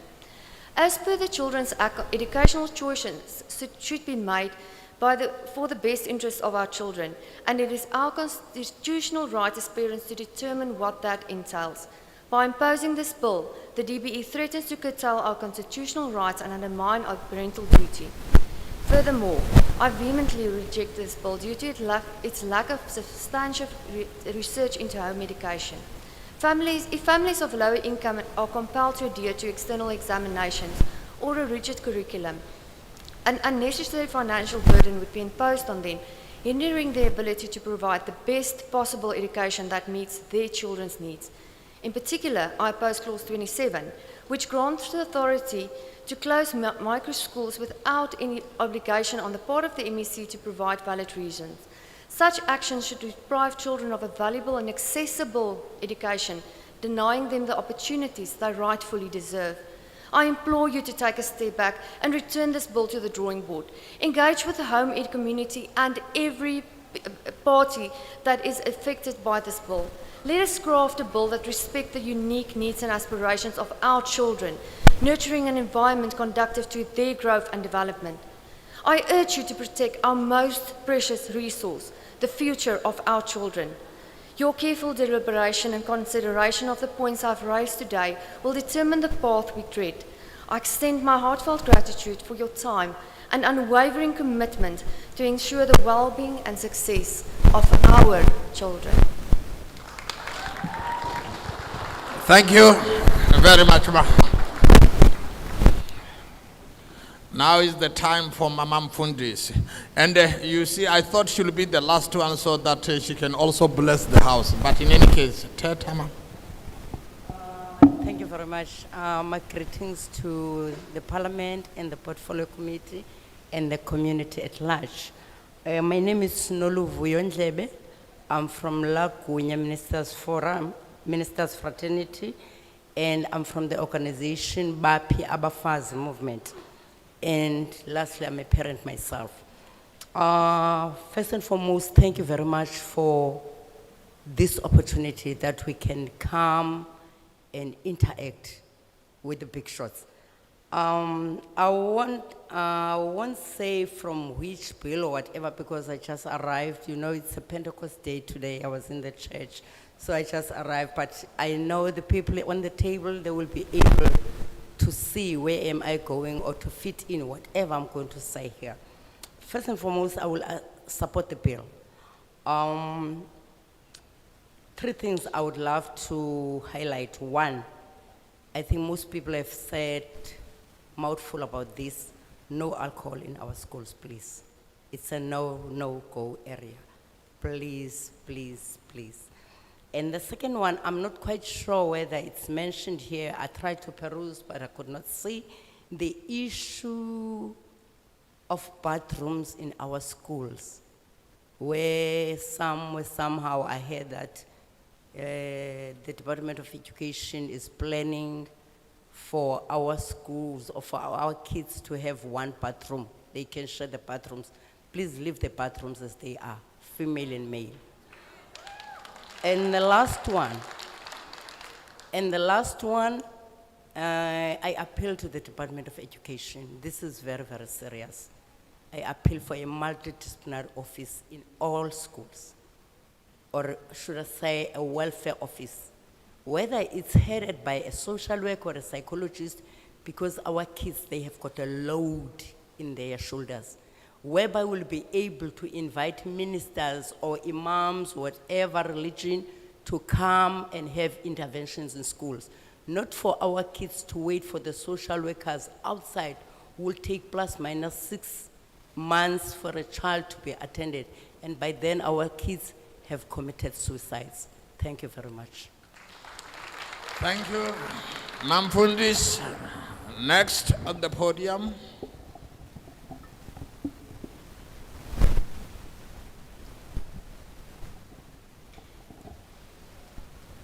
A student is not a container you have to fill, but a torch you have to light up. Albert Einstein. Hello, Honourable Chair, Honourable Members. My name is Brom Smith and I'm 13 years old, and I oppose the Baylor Bill, especially Clause 37. The Bela Bill should be stopped for 3 reasons. Random people don't know me, I have time to study what I want, and I can do what interests me. The first reason the Bela Bill should be stopped is random people don't know me. My parents raised me, loved me, and cared for me for 13 years now, and personally I think that they know me better than a random person does. A random person can't just waltz into my home and suddenly know my best interests. The second reason the Bela Bill should be stopped is I have time to study what I want. The curriculum that I do prepares me for the future from a very young age and helps me to fulfill any dreams that I may have in my life going forward. In school, from 8 a.m. to about 2 p.m., you have to sit still and listen with a 15 or so minute break, and then go home and do school work for 3 or more hours. The third reason the Bela Bill should be stopped is that I can do what interests me. I don't want the Bela Bill to be approved because as a homeschooler I can grow my hair to make a wig for cancer patients, and that means something to me because I can help people in need, and I would not be able to do that if I was enrolled in a normal school. I have a lot of time as a homeschooler to do any sport that interests me.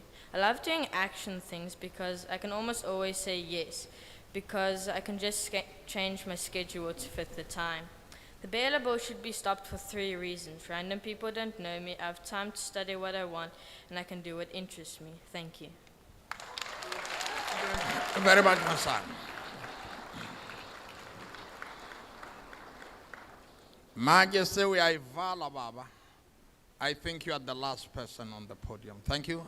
The chance is yours. Thank you very much, Mr. Chairperson. I just want to thank you for coming to the people and listen to what they have to say.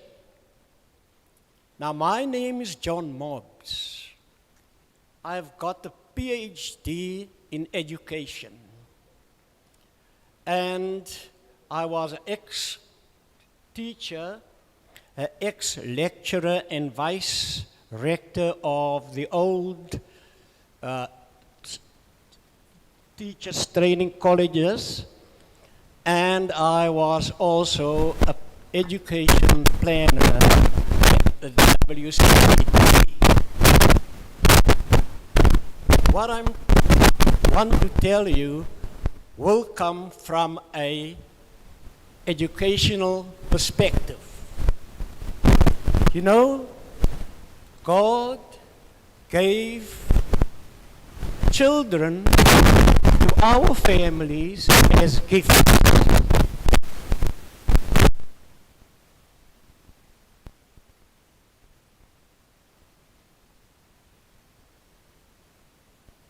Grow until he is an adult and can take his responsibility of his own life.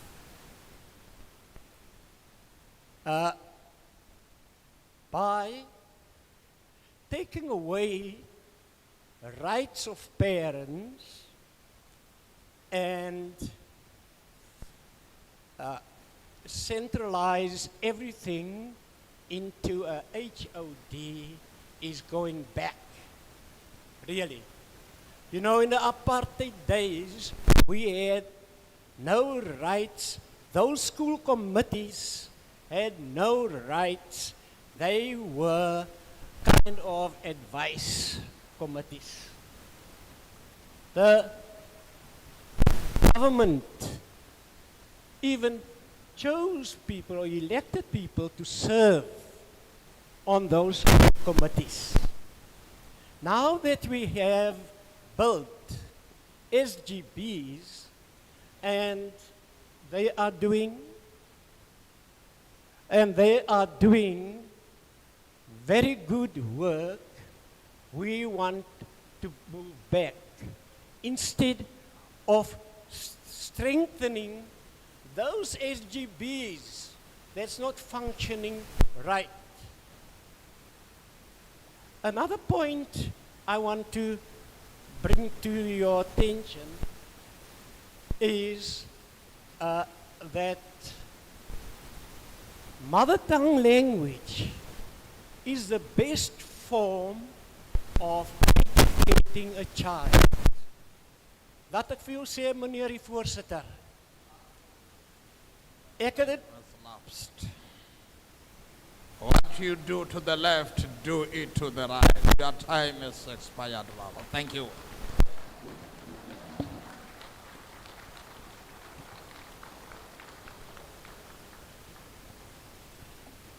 Colleagues,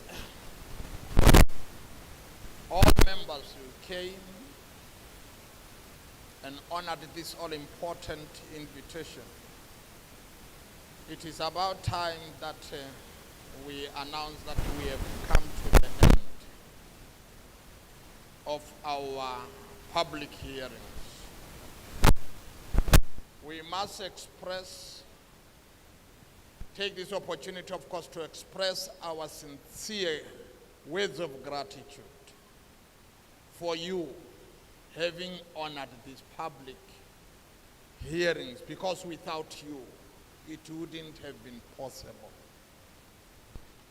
Indeed, some of you, it's Sunday today, you are from church, but you were very tolerant from the beginning to the end. Maybe let us clear this so that you know what is going to happen next. You have spoken. It was recorded. From here, the next step is relevant committees of parliament will bring to this all-important portfolio committee the report, not only your report, but the report from all the provinces that we have visited. And we will appraise ourselves with those reports.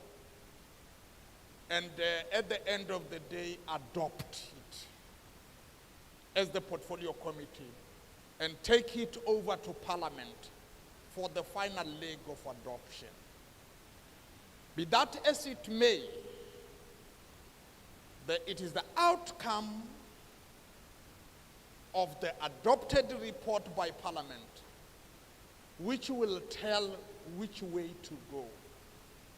Surely, you will get the outcome. But we are going to plead, especially there is a lady from SAFTU who said she was not invited.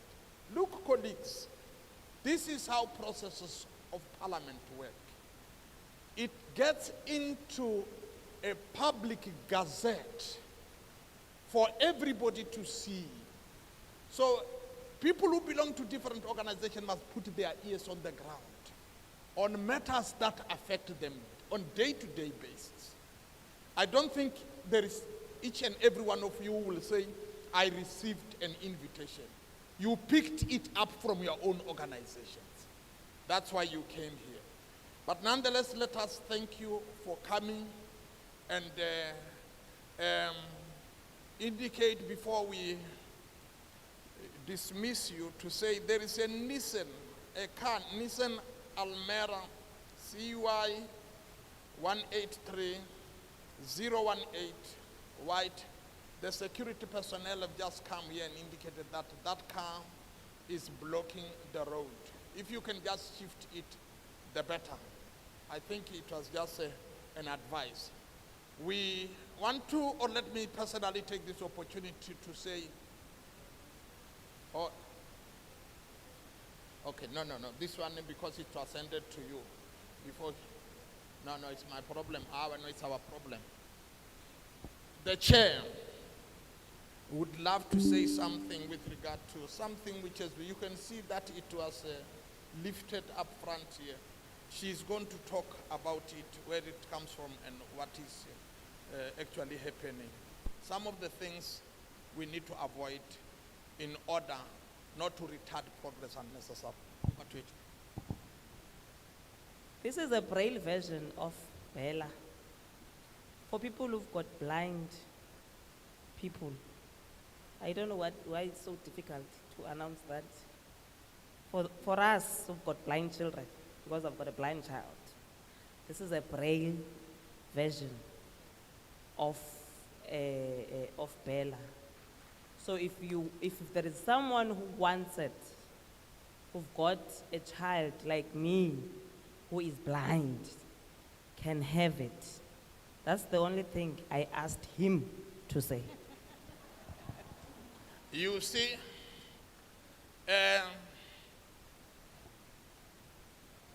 it was relevant that she said it because you will understand she is right in the same pool. She has to announce it with passion. But nonetheless, colleagues, Chairperson, thank you for this opportunity of sharing. Colleagues, thank you very much for being so stable. Honorable Nodada, you were so steadfast today. And then thank you very much for all those. We can summarily say you were lovely people, as unto the words of Vladimir Lenin, one of the profound leaders in Russia, who said, better few, but better. You sat down from the beginning to the end. When others were walking out, leaving empty chairs, you remain as loyal and as noble as you did. From here, I can honestly indicate that this public hearing has come to its logical conclusion. From now going out, you are on your own. Thank you very much.